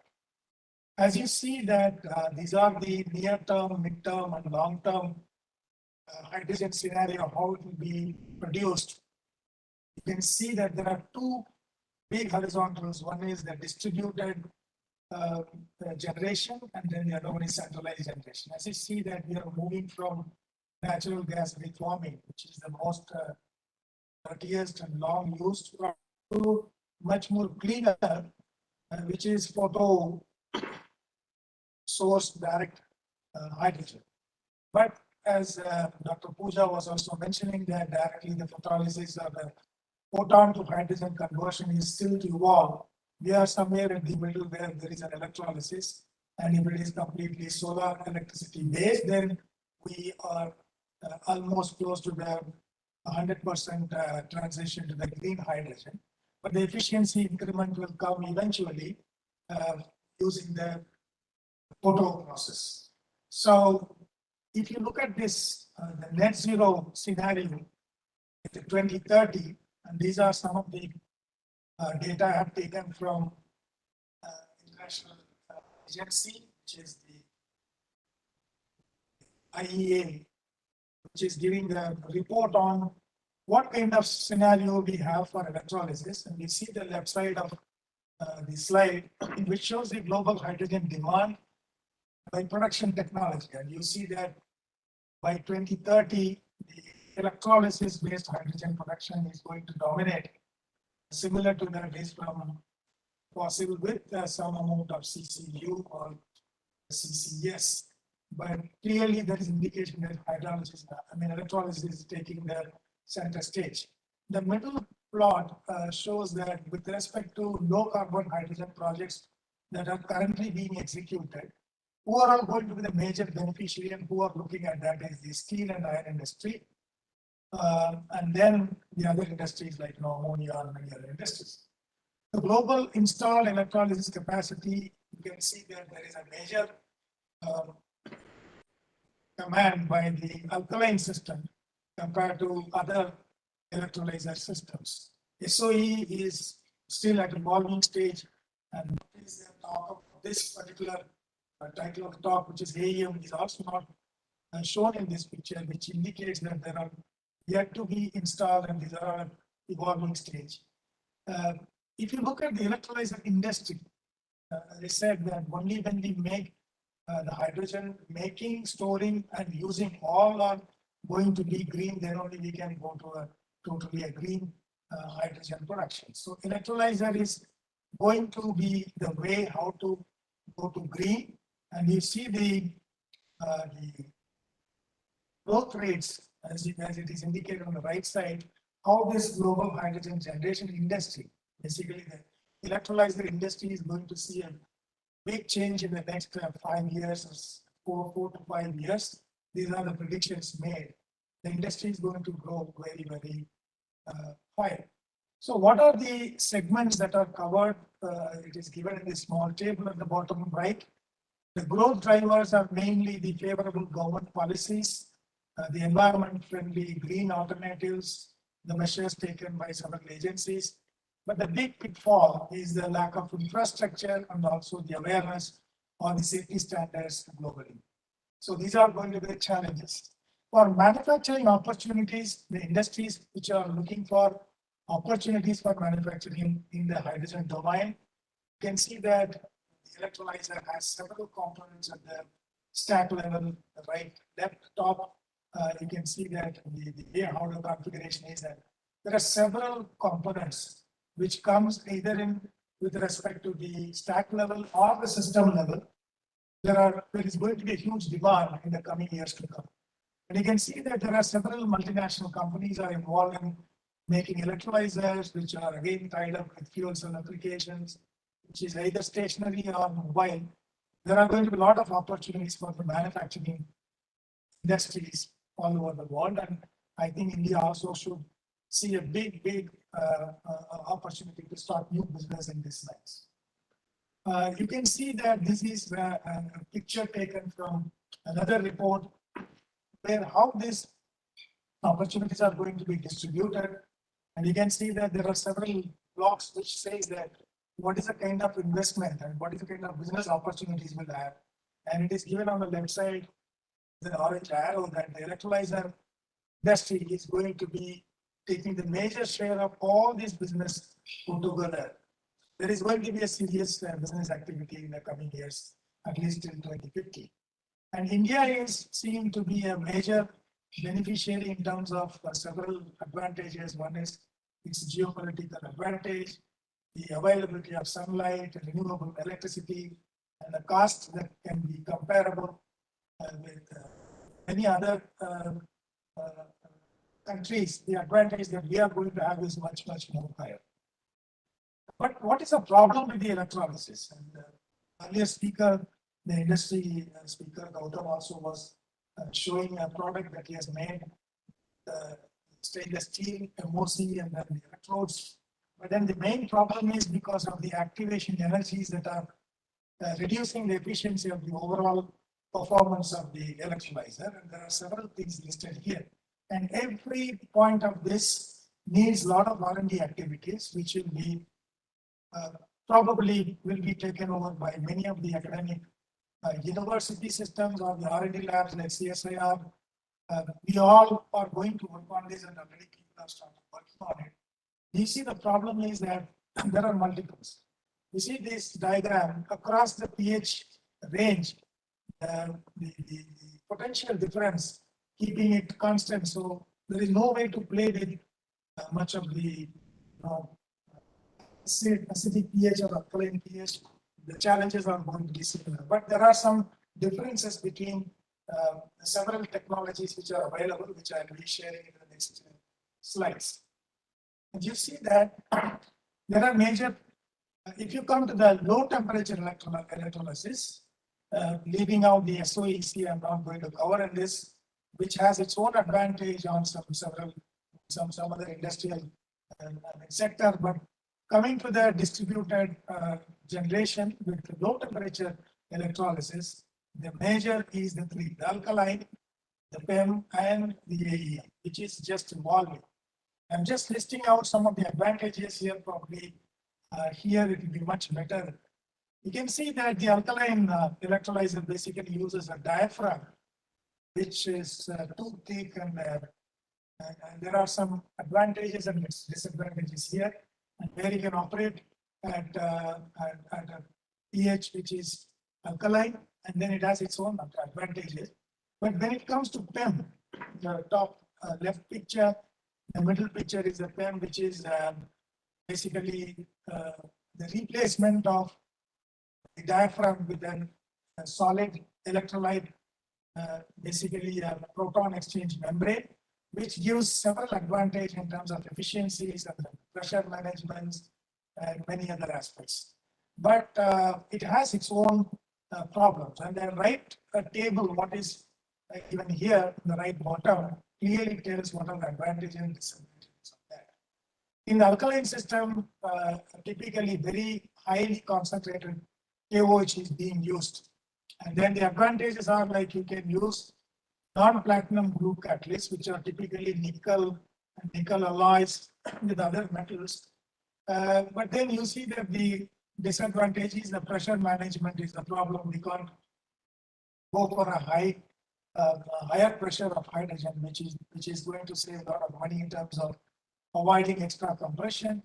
But there the middle column shows the PEM, which is used in an acidic pH, but we have a problem of platinum and very, very expensive catalysts. It has advantage of pressure. It also has advantage of efficiencies. But the AEM is basically the best of both alkaline and PEM. So you don't need an expensive platinum group catalyst. At the same time, you also can have a membrane. Though the separator, it is written, it's written AEM, but then the thickness are coming down like MM. I think it is wrongly written in the table. It is basically micron. I think micrometer is written as mm, so it's not millimeter. So these are now coming down to something like 50 micron, which is having a huge advantage. Below 50 micron is the current status. And what is seen is that you can avoid acidic pH, which is very corrosive, which will force the technology to use expensive MOCs, which are basically stainless steel but coated with titanium and tantalum alloys. So that the MOC goes up. And whereas here, simple stainless steel 304 or 316 is good enough if you want to use a AEM. So what are all the opportunities available here? As I told you in the previous slide, there are so many components and so many complexities, and this is an evolving technology. It needs a lot of R&D activities to increase its efficiency in par with PEM. So in CSIR, as Gopinath was mentioning, that there is a huge activity started on hydrogen and the National Hydrogen Mission. So we have a project now to develop an indigenous technology on AEM electrolyzer. The targets are to, the larger objective, of course, is to reduce the cost of the hydrogen per kg, and also to have a highly indigenized technology so that government policies in terms of Atmanirbhar Bharat is well appreciated technology. So what we have put as a mission target is to make a modular AEM electrolyzer capacity of 2.5 kilowatt. There are going to be a lot of expertise which are going to be used in this project, starting from electrochemistry, from material development, and modeling part, computational fluid dynamics, several other colleagues who have background of physics, electronics, so many else. So finally, the point is to deliver a complete indigenized product. But there are some glitches in this, which I'll tell you later. And why we want to promote AEM is this slide will explain. So if you want to reduce the cost of this electrolyzer, you can see this table shows that how this casting is made. And you see that AEM has really an affordable, realistic cost effect because of the stack cost itself is going down so much. And then cost, the main drivers on the left side, you can see this pie chart. Okay, the major cost driver is 73% in electricity. At the advent of the renewable electricity generation, the PV fields, this is soon going to be a plateau. I don't think we can go beyond it. But the next big one is the 14%, which is the capex. The capex is heavily dependent on the MOC and other materials of choice that we have for the stack or the tube. And that is going to be a major beneficiary if it comes to AEM, because we don't need to use the expensive MOC, we can use simple stainless steel. And because of this reason, and also you see that on AEM, there is a lot of surge on academic research level papers coming up, patents coming up. We believe strongly that very soon AEM is going to be a big game changer in terms of electrolyzer industry. So currently, if you see this IRENA report, the last column on the right side is because the report is proposing that if these are the R&D activities and this is a way to go about for reducing the cost of it. And exactly this kind of activities we have taken in our mission mode projects, and these are certain goals that we have set, that what kind of catalyst we have to make, what kind of membranes we have to make, and what kind of specifications of the life in terms of the membrane life, in terms of the thickness of the bipolar plates. Now all other features are included in this. And we are extremely happy to see that there are a lot of industry are showing keen interest on this AEM technology, as the industry colleagues may know that there are about 15 international major companies are expressed their interest, and we already have some of these industries on board on various part of our activity, and we are very hopeful that this will finally reach as a success. So the strengths that we have in our team is that already we are very good at making materials in terms of catalyst and membranes, and we have strong supporting groups in terms of R&D supports for CFD and many other modeling activities. So we are sure that these targets are clearly reachable. Okay, but there are certain things that we are still struggling in terms of international markets, because we are still depending on some of the components, specifically as was mentioned by the previous speaker, Mr. Gautam, the membrane. So though we are developing an indigenous membrane within CSIR, some of my colleagues are working on that. Till the time, maybe about a year or so, we'll be still using the imported membranes, which are again very costly. What are the promising opportunities currently available is that there are a lot of manufacturing opportunities and development opportunities for R&D institutions as well as the industry. At cell level or stack level, the cost-effective, highly durable, scalable electrocatalyst development. There are catalysts available, but there are some glitches, and the opportunities are there to evolve the better ones. AEM membrane is clearly completely a clean shot that we need a replacement, and this is a serious aspect that we have to look at if we want to reduce the cost of this whole AEM technology, because PEM has been already matured, because the Nafion membranes have been in market for a long time, but still they're expensive because of maybe a kind of monopoly. But in AEM, there are a lot of companies now coming in way to develop the membranes, and as we also indigenously develop. And when it comes to bipolar plates, again, there are a lot of opportunities. The major challenge is to make the thinnest bipolar plates. What we target is at least less than 500 micron thickness We are already having some kind of idea that we can reach at least up to 200 microns or so, which will greatly influence the efficiency of the systems. Sealants, gaskets, which can withstand high pressure and also pH stability, and many other things we can have. One of the major activity, what we propose is the test stations for the cell and the stack level, which currently there are only very few companies worldwide are providing this. And we understand as of now that because of the R&D activities increased globally, the test station manufacturers are booked with at least 2 to 3 years of booking. And we are expecting long lead times if you want to order for a test station. So there are a lot of activities happening within CSIR, within NCL, and some with some of the industry partners, and can we develop our own test stations? This is going to be a huge market in India in days to come.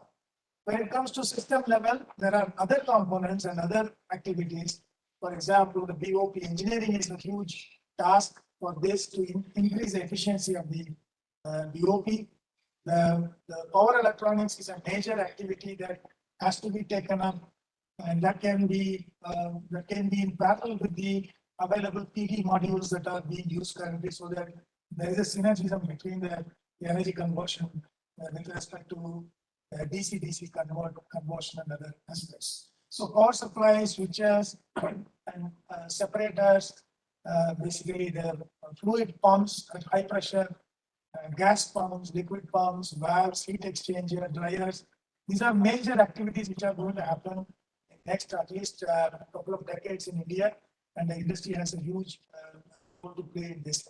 And one of the serious things that we are also facing is that we don't have a protocol for an accelerated testing in terms of electrolyzers, in terms of looking for life of the stack or the components for a longer period of time. We are targeting at least something like 30,000 hours and above. And as you know, that 10 electrolyzers are being claimed to have something like 1 lakh hours. And if you want to do that kind of playing, then you need these accelerated testing protocols. So the impact is going to be largely in India. If you see that there is going to be a lot of R&D skilling, there is going to be a lot of human resource development in all academia. Manufacturing business is going to see a big hike. There are going to be a lot of job creation in this domain. So let me just summarize this talk with some key points. Is the electrolyzer industry is waiting to explode in the coming decades, and AEM is clearly seen to be having a big disruption in the electrolyzer industry, though it is budding, but since because of its obvious advantages, it is going to see a big change in the industry. And CSIR is already involved in a lot of activities on that, and there is a dedicated project running on AEM technology, and we expect that at least within 2 years or so, we will probably have a completely or almost to the best of our ability to make it indigenized. So there are going to be a lot of other aspects in terms of collaborations between institutions, R&D institutions, academia, industry. This is going to increase a lot. As I said earlier, the massive manufacturing opportunities for the Indian industry to take part in this activity. So as a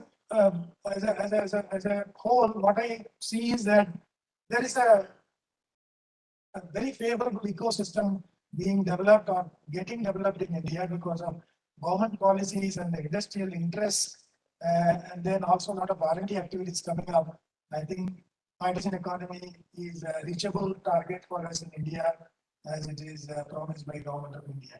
So with this, I would like to close this talk, and if there is any questions, I'm happy to answer. Thank you very much. Thank you, Dr. Salvaraj, for this presentation. Questions from the audience?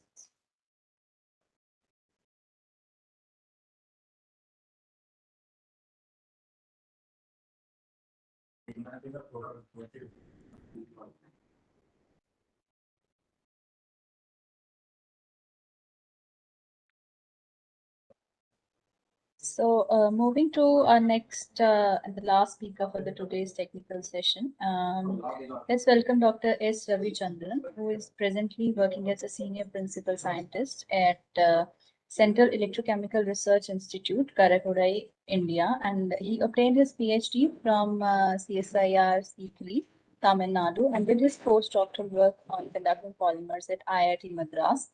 Later on, he did work on lithium-ion batteries at National Taiwan University of Science and Technology, Taipei, Taiwan. And he also worked in fuel cells and supercapacitors R&D at SPIC Science Foundation, Chennai. Currently, he is focusing on the area of electrodes, electrolytes interfaces for hydrogen generation via electrochemical and photoelectrochemical methods.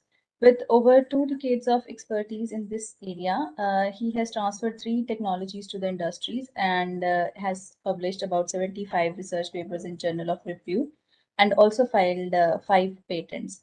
Let's all welcome Dr. Ravichandran.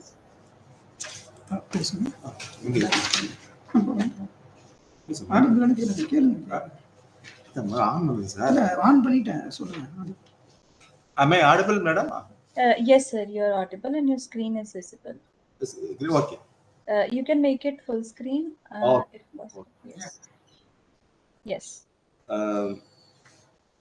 It's a great moment for Sikri because our director become Director General of CSIR. So we may expect a lot of support and encouragement from the DG for the hydrogen energy program.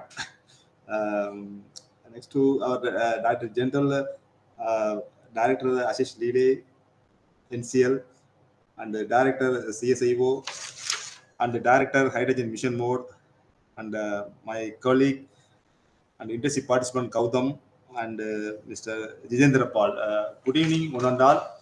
I like to make already time is running fast. I'll make a quick presentation about the hydrogen program at Sikri. So hydrogen going to be the future of the fuel, no doubt about it, because the present fuel is not sustainable and is polluting our environment. So hydrogen currently we are not using as a fuel because it's not available as crude oil. It is available in the form of water, in the form of hydrocarbon.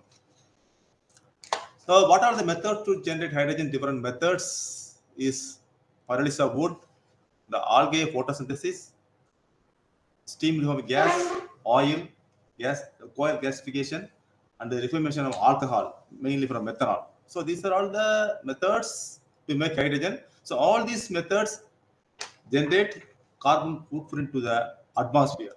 That is why we restrict ourselves to generate hydrogen from electrolysis of water and photolysis of water. The electrolysis of water, we usually call it instead of a hydrogen technology, we usually call it electrochemical oxygen technology because oxygen evolution is a difficult reaction compared to hydrogen evolution, and the utilization in the fuel cell also oxygen reduction. That is a difficult reaction. That is why we commonly call it as a electrochemical oxygen technology instead of hydrogen technology. So I am going to talk about this left part, that is hydrogen generation through electrochemical and the photoelectrochemical method. The electrochemical methods, this is the idealized condition for hydrogen generation. So thermometer voltage is 1.48 volt. If you operate this cell at exact 1.48 or 1.5 volt, this is 100% efficiency. So normally it won't happen. Actually, you require more voltage. There is a lower voltage. So we are operating above this voltage. This is a low temperature water electrolysis system where alkaline, PEM, AEM comes under this region. So below this region, this high temperature water electrolysis. Some of the heat and heat energy, excess heat energy available in the some other source, we can use it in place of electricity so that we can reduce the electrical consumption and we can use the waste heat. This is called endothermic reaction. This is called SOEC, solid oxide water electrolysis. So all the two parts, our CSIR CSIR is working. All the two parts. So NCL and SICRI is concentrating on this portion, and CGCR is concentrating on this portion. So below this region, we cannot split water through electrochemically. So based on this, electrolyzers are classified on electrolyte basis. As I told you, solid oxide high temperatures, alkaline water electrolysis low temperature, and proton exchange and seawater electrolysis are the major classification in the electrolysis system. So SICRI is working on this low temperature, except solid oxide. That CCR is working on this our mission mode project. So I will touch upon one by one. What are the merits and demerits of each electrolysis system and its applications? So when it comes to electrolysis of water to generate hydrogen, only two components are very important. One is electrodes, the another one is electrolyte. So you have to optimize only two components to produce hydrogen in economic way. So we are in the research of developing a catalyst mainly for the alkaline system. So in the alkaline system, we don't worry about the electrolyte that is alkali, because we cannot change the property of alkali at particular concentration. So we are concentrating only on the development of electrodes, and particularly in SICRI, we are developing the electrodes and electrochemical deposition on some particular metal. So that adherence will be good, and also we can minimize the deposition of catalyst. So based on that, we have developed activated electrodes. That activated electrode are tested in the alkaline system. So that Eastern Electrolysis company in Noida, they are already in the business of alkaline water electrolyzer. So they approached us for replacement of electrode imported from Canada, and we have developed this electrode and given to them at a particular scale of 1 meter square. That performance is better than what they are importing from Canada, and now they are adopting our electrocoated electrodes or activated electrodes for alkaline water electrolysis system. Next to alkaline water electrolysis system, the same concept without using alkali, that is called alkaline anion exchange membrane water electrolysis system. Here also we can go for non-noble catalyst instead of we are gone below that. Even that ferrites kind of catalyst can be used for this alkaline anion exchange membrane. Here also we are not using any alkali, only water is we are passing to generate hydrogen. So this is also gives current density of 0.4 ampere per centimeter square compared with the alkaline water electrolysis system. Only the stability is less compared to alkaline water electrolysis system, not because of the catalyst, because of the membrane conductivity loss. Currently, we are trying to explore how to increase the stability of membrane. This membrane is we have purchased from this commercially available, but now we are developing our own membrane. So usually alkaline membrane, organic based membrane will be developed for this alkaline water electrolysis. Currently, we are working on this ceramic based anion exchange membrane. This may be good stability compared to organic based anion exchange membrane. We have filed 2 patents, Indian and US patent for this. We have tested this membrane in fuel cell mode as well as water electrolysis mode. As usual, we are also facing this stability issue compared to other organic based anion exchange membrane. So currently we are trying to increase the conductivity as well as stability of this membrane, so that it will match with the proton exchange membrane.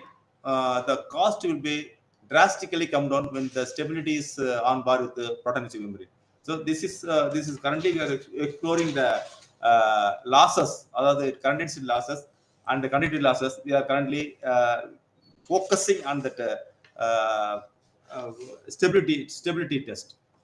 So apart from this, we are also working on this proton exchange membrane water electrolysis. This is what we are carrying out in that mission mode project. So you know very well that membrane is importing and catalyst, everything is imported. But this is the system where we can work on this very compact system, and we can go very high current density. Compared to alkaline water electrolysis, here everything is solid. Whereas in alkaline system, only electrode is solid, electrolyte is liquid. Whereas in this case, both are solid. Electrolyte is solid, electrode is stable. Though interfacing is the major, heart of the problem in any of this PEM electrolysis or alkaline anion membrane water electrolysis. So in SICRI, we have developed our own way of making this integrating this catalyst with the membrane, so that we can reduce the energy consumption. So if you see that cross section V of this PEM water electrolysis, it's the total voltage. This is the theoretical voltage. This is the anode over potential at the anode side and the cathode over potential on the cathode side, and the interface is resistance between this catalyst layer and the membrane and conductivity of this membrane. Usually in the solution, alkaline water electrolysis, we don't worry about that conductivity of the solution, because it is constant, we can get the conductivity. But whereas in the case of membrane, that conductivity loss may occur anytime. So that is why we are closely monitoring the conductivity and interface resistance on cathode on or over potential. So this we optimized by our own way of making this MEA, unique way of making MEA in situ deposition. And by making in situ deposition, we got a smaller particle compared to the without the special method of making with surfactant, without surfactant, this precious catalyst. And we evaluated the performance through polarization curve. We can see the drastic improvement on that surface area that is reflected on the over potential. So if you see that over potential, almost 200 millivolt decrease in over potential because of this improvement on the catalyst by in situ coating. So you may tell that 0.2 ampere, 0.2 volt, but for one cell it is 0.2. But if you take 10, it is 5 cell, it is 1 volt. So that is a drastic improvement over potential. So based on that, we assembled many hydrogen generator. That is initially 80 liters per hour, then 0.5, then 1. This technology also transferred to a company Delhi, that seasonal electrolyzer, and based on our technology, they have given that electrolyzer one to BRC Mumbai, another one is at Oman. For this is for weather balloon launching, not for energy purpose, weather balloon launching. Currently they are working on higher scale for other navy and other applications. So currently we have connected this electrolyzer. These are plug power. This grid power, and recently we connected our electrolyzer. This electrolyzer in that solar power, the same capacity. Currently we are testing the performance, and we are letting that performance with the light intensity. So in the same way, we are also working on this hydrogen compression. Usually, hydrogen will be compressed mechanically of the particular required pressure. But in this electrochemical compression, we can compress with a small applied voltage. Not only compression, here we can also purify the gas. Suppose hydrogen is produced by any other method, biomass method or SMR process, it may contain some amount of CO2 nitrogen that can be easily removed. On the other side, we are getting that 99.49 purity hydrogen. Compression as well as purification. That we can easily get this pure hydrogen in this electrochemical compression method. Currently, we are in the stage of 12 bar pressure, and we would like to improve up to 50 bar by changing the design and other things. Currently, we are working on this area for company requirements. They are asking 50, 60 bar for their industrial application. So we also compared our price with the international global benchmark. We compared our energy consumption with the US UAE. This is the price, and we also shared. Our price in terms of electricity cost is different from one source to another source and state to state, and we made a common graph. That is, if the electricity cost is 4 unit, what will be the hydrogen cost in kg? So our price is on up to 2020. Our price is on bar with the US UAE target, and so in the year in future also we would like to maintain the same energy consumption for hydrogen generation in the new project. And the new project, our commitments are very high. That is current density. Currently we are on the 0.8 to 1 ampere, and our new target is 1.5 to 2. And the catalyst loading is we like to reduce almost 50%, and operating pressure 8 to 10 bar to 30 bar, and the energy consumption we are going to reduce by 1 order, and the capacity also we like to increase to 1 order. But the 30 months, 30 kilowatt, 30 bar pressure. That is our main goal in that new mission mode project. So apart from this, we are also working on this hydrogen generation seawater. In the seawater electrolysis, the main problem is chlorine evolution. Even though the theoretical potential more for chlorine evolution compared to oxygen evolution, usually chlorine evolution is the predominant reaction compared to oxygen evolution. Once you get oxygen evolution only, we will get hydrogen evolution. Otherwise, we will not get hydrogen evolution. So hydrogen over potential is oxygen over potential is more. That is why chlorine evolution is predominant reaction. So we adopted some methodology to prevent the chlorine evolution and to enhance the oxygen evolution. We developed our own way of the perm selective membrane on the anode side and to prevent Cl minus ion entering that electrode surface. So that we got, without coating, we got only that 30% oxygen evolution. With the perm selective coating, we got up to 99% oxygen evolution. In turn, we'll get the hydrogen evolution more efficiently. But in this method, we got some, stability issue after the 60 hours operation. There's a pinhole developed on the electrode surface through which Cl minus ion entering the surface, and again chlorine evolution is dominating the process. And currently, we are working on this electro-osmotic mobility driven approach for this hydrogen generation through seawater electrolysis.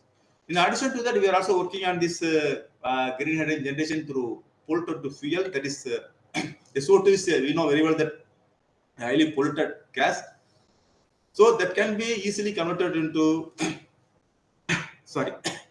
sulfuric acid and hydrogen on another side. In this case, the SO2 is highly a corrosive gas, and we use a special kind of electrochemical cell or polymeric cell to carry out the reaction. Above all, the voltage is very, very less compared to normal water electrolysis. Normal water electrolysis, if you see, oxygen evolution occur at 1.7 volt. Whereas in the case of SO2 electrolysis, the oxygen evolution occur at 0.6 volt. Almost 1 volt reduction in over potential. We can easily get SO2 electrolysis into hydrogen and sulfuric acid. So this we have done this work along with collaboration with the BRC Mumbai, and currently we are testing the various catalysts for this SO2 electrolysis hydrogen. In addition to that, we are also working on this non-noble catalyst for this all the electrolysis system. Compared to alkaline system, usually that nickel and iron based catalysts are used, nickel mostly nickel, and we have replaced that catalyst with ferrites with cerium doping.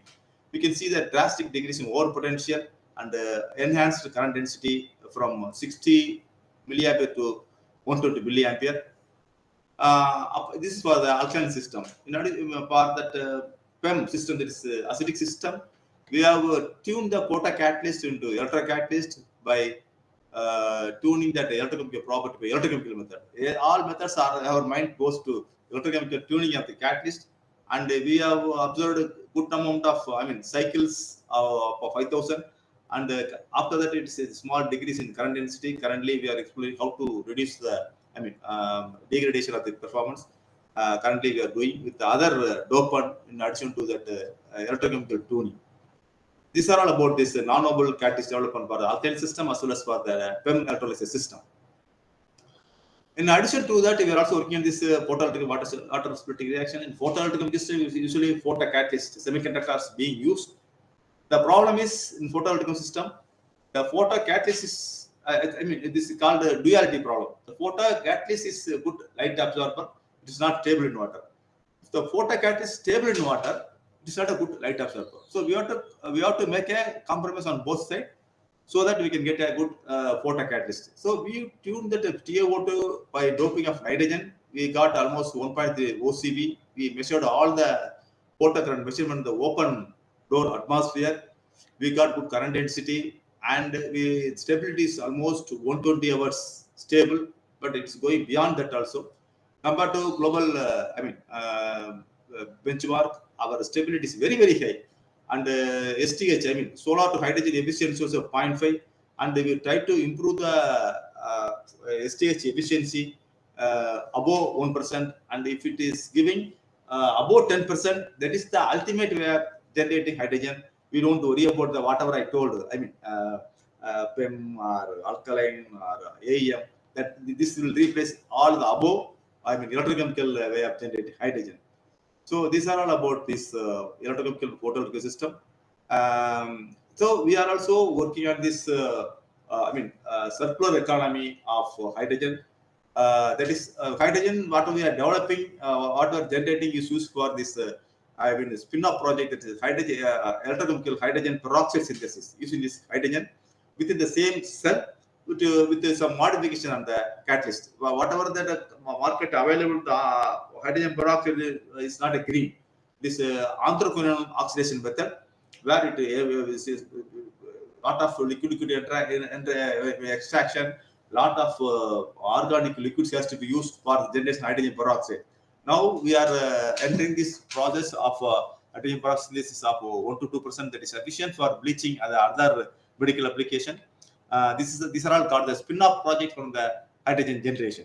In addition to hydrogen peroxide synthesis, we are also working on this converting the CO2 to formic acid and methanol by changing the catalyst. So, electrocatalysis is a major player in tuning this carbon dioxide to formic acid and methanol. In the case of formic acid, we are getting 57% efficiency. In the case of methanol, we are getting only 34% efficiency. We tried to improve the 34%. And recently, we had a meeting with NTPC. They told if you achieve 60%, that is the most appreciable result. They are interested in taking. Currently, they are using chemical way of converting this CO2 to methanol. So these are all about our a circular economy of hydrogen through electrochemical and renewable way of generating hydrogen. So compared to international scenario, we have been talking about this hydrogen economy. Iceland 2008 itself, they have implemented Iceland hydrogen economy for surface transport as well as marine transport. They are using hydrogen generated from alkaline water electrolysis system. Next to Iceland, that Germany is going big way to generate hydrogen for fuel cell and other train transport. They are doing big way. They generate hydrogen from Saudi Arabia and importing to the German, and economy is working out for them. Next to Germany, that UK is generate hydrogen from wind energy, and they are mixing this hydrogen 10% to natural gas for domestic and domestic heating purpose. That is the main application, so that they can reduce the carbon emission. And in USA, that what is that? California city is more hydrogen filling station compared to other areas. In the 2021 Olympic, all cars are fuel cell car only. They are used in that Olympic yard. That is the achievement of Japanese car makers. So this is our Indian scenario. This fuel cell bus developed by Tata Motors. I traveled in this bus along with our client, industrial client, that Eastern Fertilizer. Next to this, Tata Motors, Sikri and NCL has developed a 10 kilowatt fuel cell along with this Thermax KPIT for a small bus in the Pune city. So these are all about the Indian scenario in the field of hydrogen vehicle. So these are all. This is the circular economy of the hydrogen for many areas. Hydrogen, one is hydrogen fuel and synthetic fuel, that is through CO2 reduction. And upgraded oil biomass generation. And one more thing is that the ammonia and fertilizer. Ammonia, this hydrogen, using green hydrogen is one of the agenda and the Prime Minister announcement of this green hydrogen policy. So there are two ways to generate ammonia. One is existing Haber process. We can use green ammonia, green hydrogen for ammonia synthesis. Another way is directly reducing nitrogen to ammonia using electrochemical methods. Our institute is also working in this area with the company international collaboration we have with USA, through which we are generating ammonia through electrochemical method apart from this existing Haber process. And the metal refining, that Tata Steel is talking about replacing this blast furnace to hydrogen furnace. They are working. These are all about the green hydrogen economy in various fields. That's all about my presentation. Our slogan is "What for Green Environment." Thank you, one and all. If any questions, I am happy to answer. Thank you, Dr. Ravichandran. Any questions from the audience?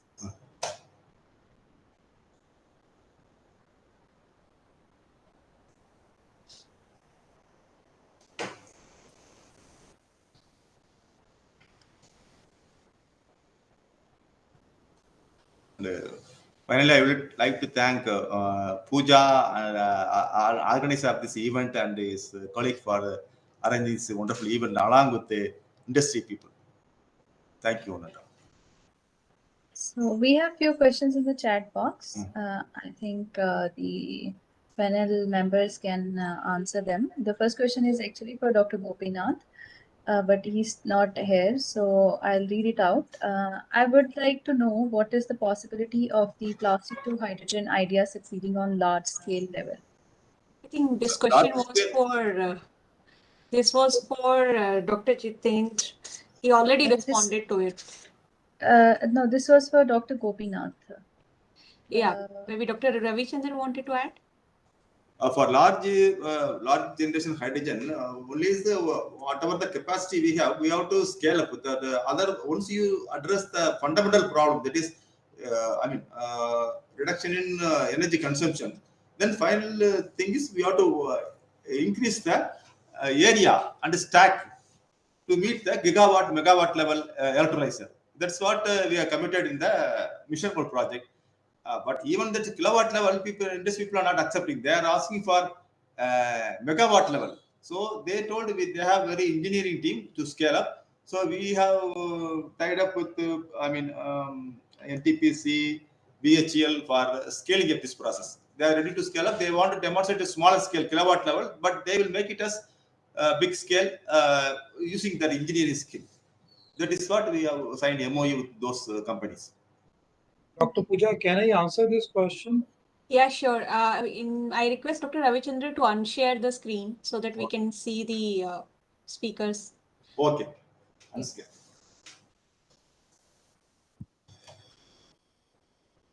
Hello. Hello. Yeah, please go ahead. Yeah, ma'am. Why I said that, like on the large scale, converting plastic into hydrogen, that will not be a feasible project. Because if you convert, let us say I take around say 50 kg of plastic. To make 50 kg of plastic, we require approximately to convert that chemical into plastic or polymer. We require machinery which will cost approximately around 10 rupees a kg. That means if I want to convert like hydrocarbon into plastic, I'll have to spend around say around 20 rupees a kg. That means around 1000 rupees for converting 50 to manufacture 50 kg of plastic. But when I burn it or when I take out hydrogen from it and then I use that hydrogen, it will not give me around 1000 rupees. So the capex wise, it is not feasible because once you can only take a raw material that the finished product is costlier than the raw material. If your finished product is cheaper than the raw material, then that will not be a feasible project. We have tried it, but that will be just destroying the economy of the country, that you are using plastic and instead of plastic, the age of the plastic is approximately around 200 years. So if we use it for renewable things, for example, if we want to make plastic, we want to make something which is good for enough and we can recycle that plastic. Instead of that thing, what we are doing is we are again breaking it into the original atomic size and bifurcating the hydrogen and carbon. So what I feel like is that if the plastic is a mixed plastic, for example, the leachate waste is there is no other way to take out that plastic. Only then that plastic can be utilized in making plasma gasification, or that can be utilized.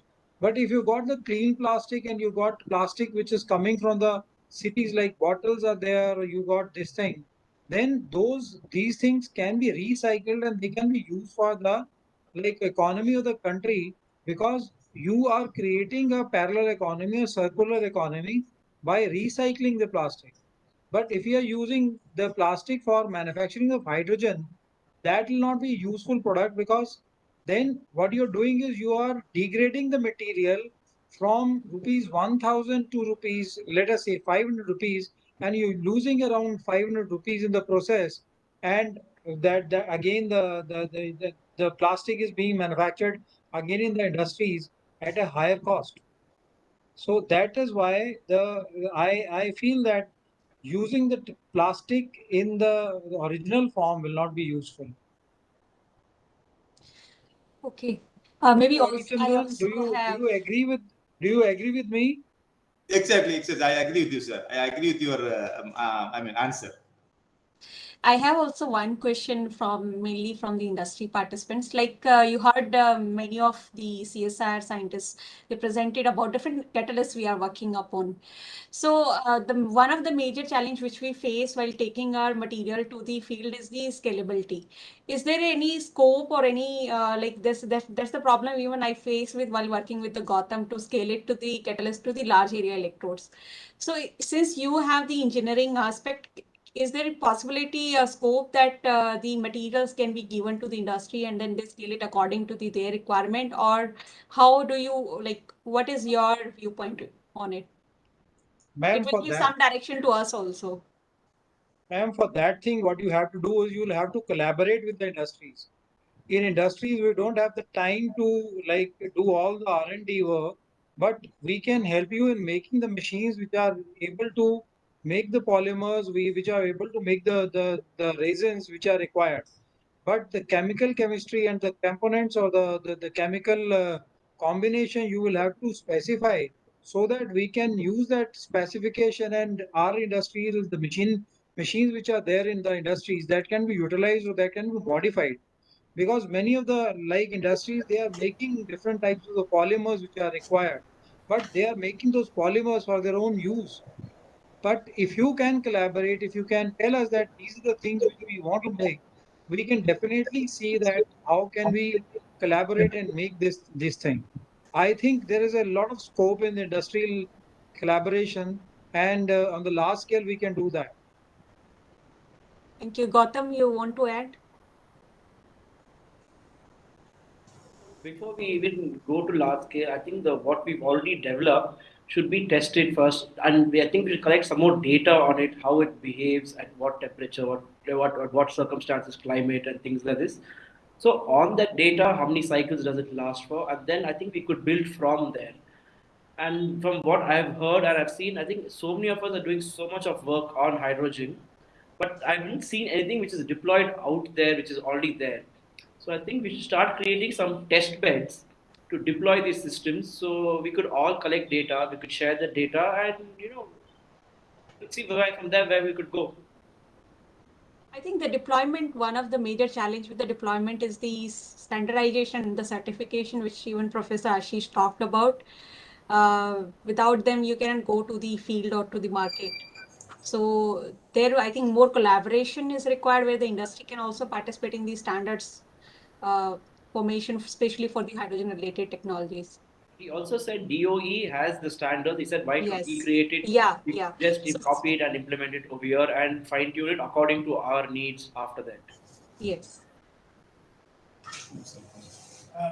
This is Salvaraj here, Dr. Pooja. Just to add one more point to your aspect of scaling up. What we normally do, even if you take a heterogeneous regular catalysis, in the lab level, we normally work at a few grams level. Then industry will have a plant that can produce kgs or tons level. So there is a gap between these two. And what normally we do it as, if we see a catalyst is highly promising, there are some facilities like the pilot plants which are already available in some of the CSIR labs. Of course, depending on the synthesis recipe that you have. If it is scalable, if that fits, then we do it at 2 kg level. So once we are seeing that it's scalable with respect to volume, it is also scalable with respect to performance, then I think that's the right time to go to an industry where they can put in a lot of efforts in making it. So this gap filling can be done in wherever there are some pilot scale, plants. I think NCL has pilot scale, which is up to 5 kgs, and we can easily do that in our lab. For example, if it is hydrothermal, it is very simple. I mean, if there is any other method, then we need to look at how to do that. So that's one point. The second point, what you said about the certification.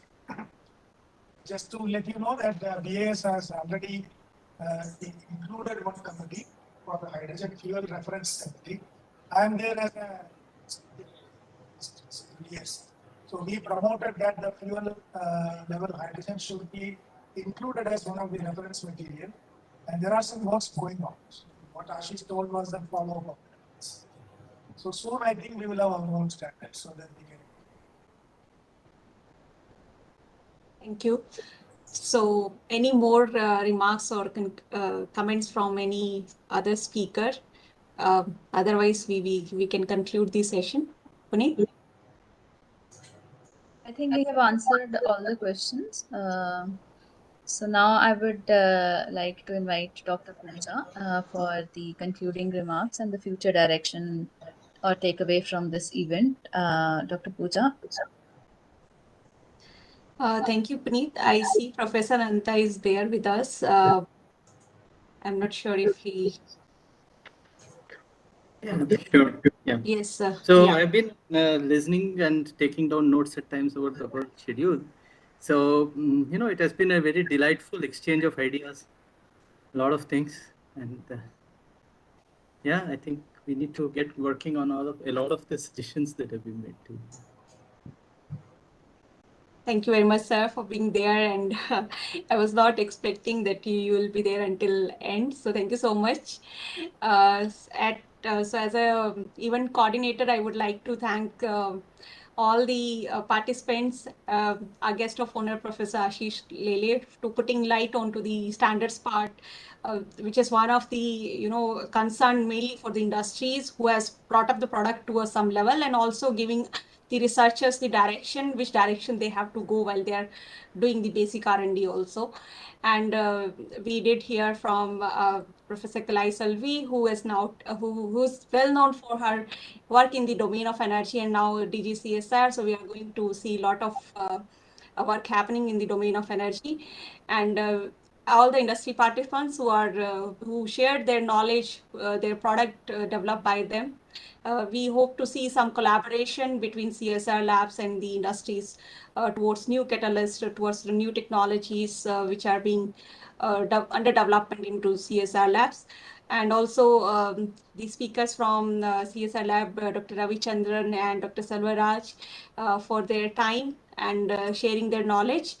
And at the end, I also thank Professor Ananta for his kind support to conduct this event, and my organizing team, CSR headquarter, iConnect team, for all the support to conduct this event very smoothly, and all my students for helping me out to conduct this event in a planned manner.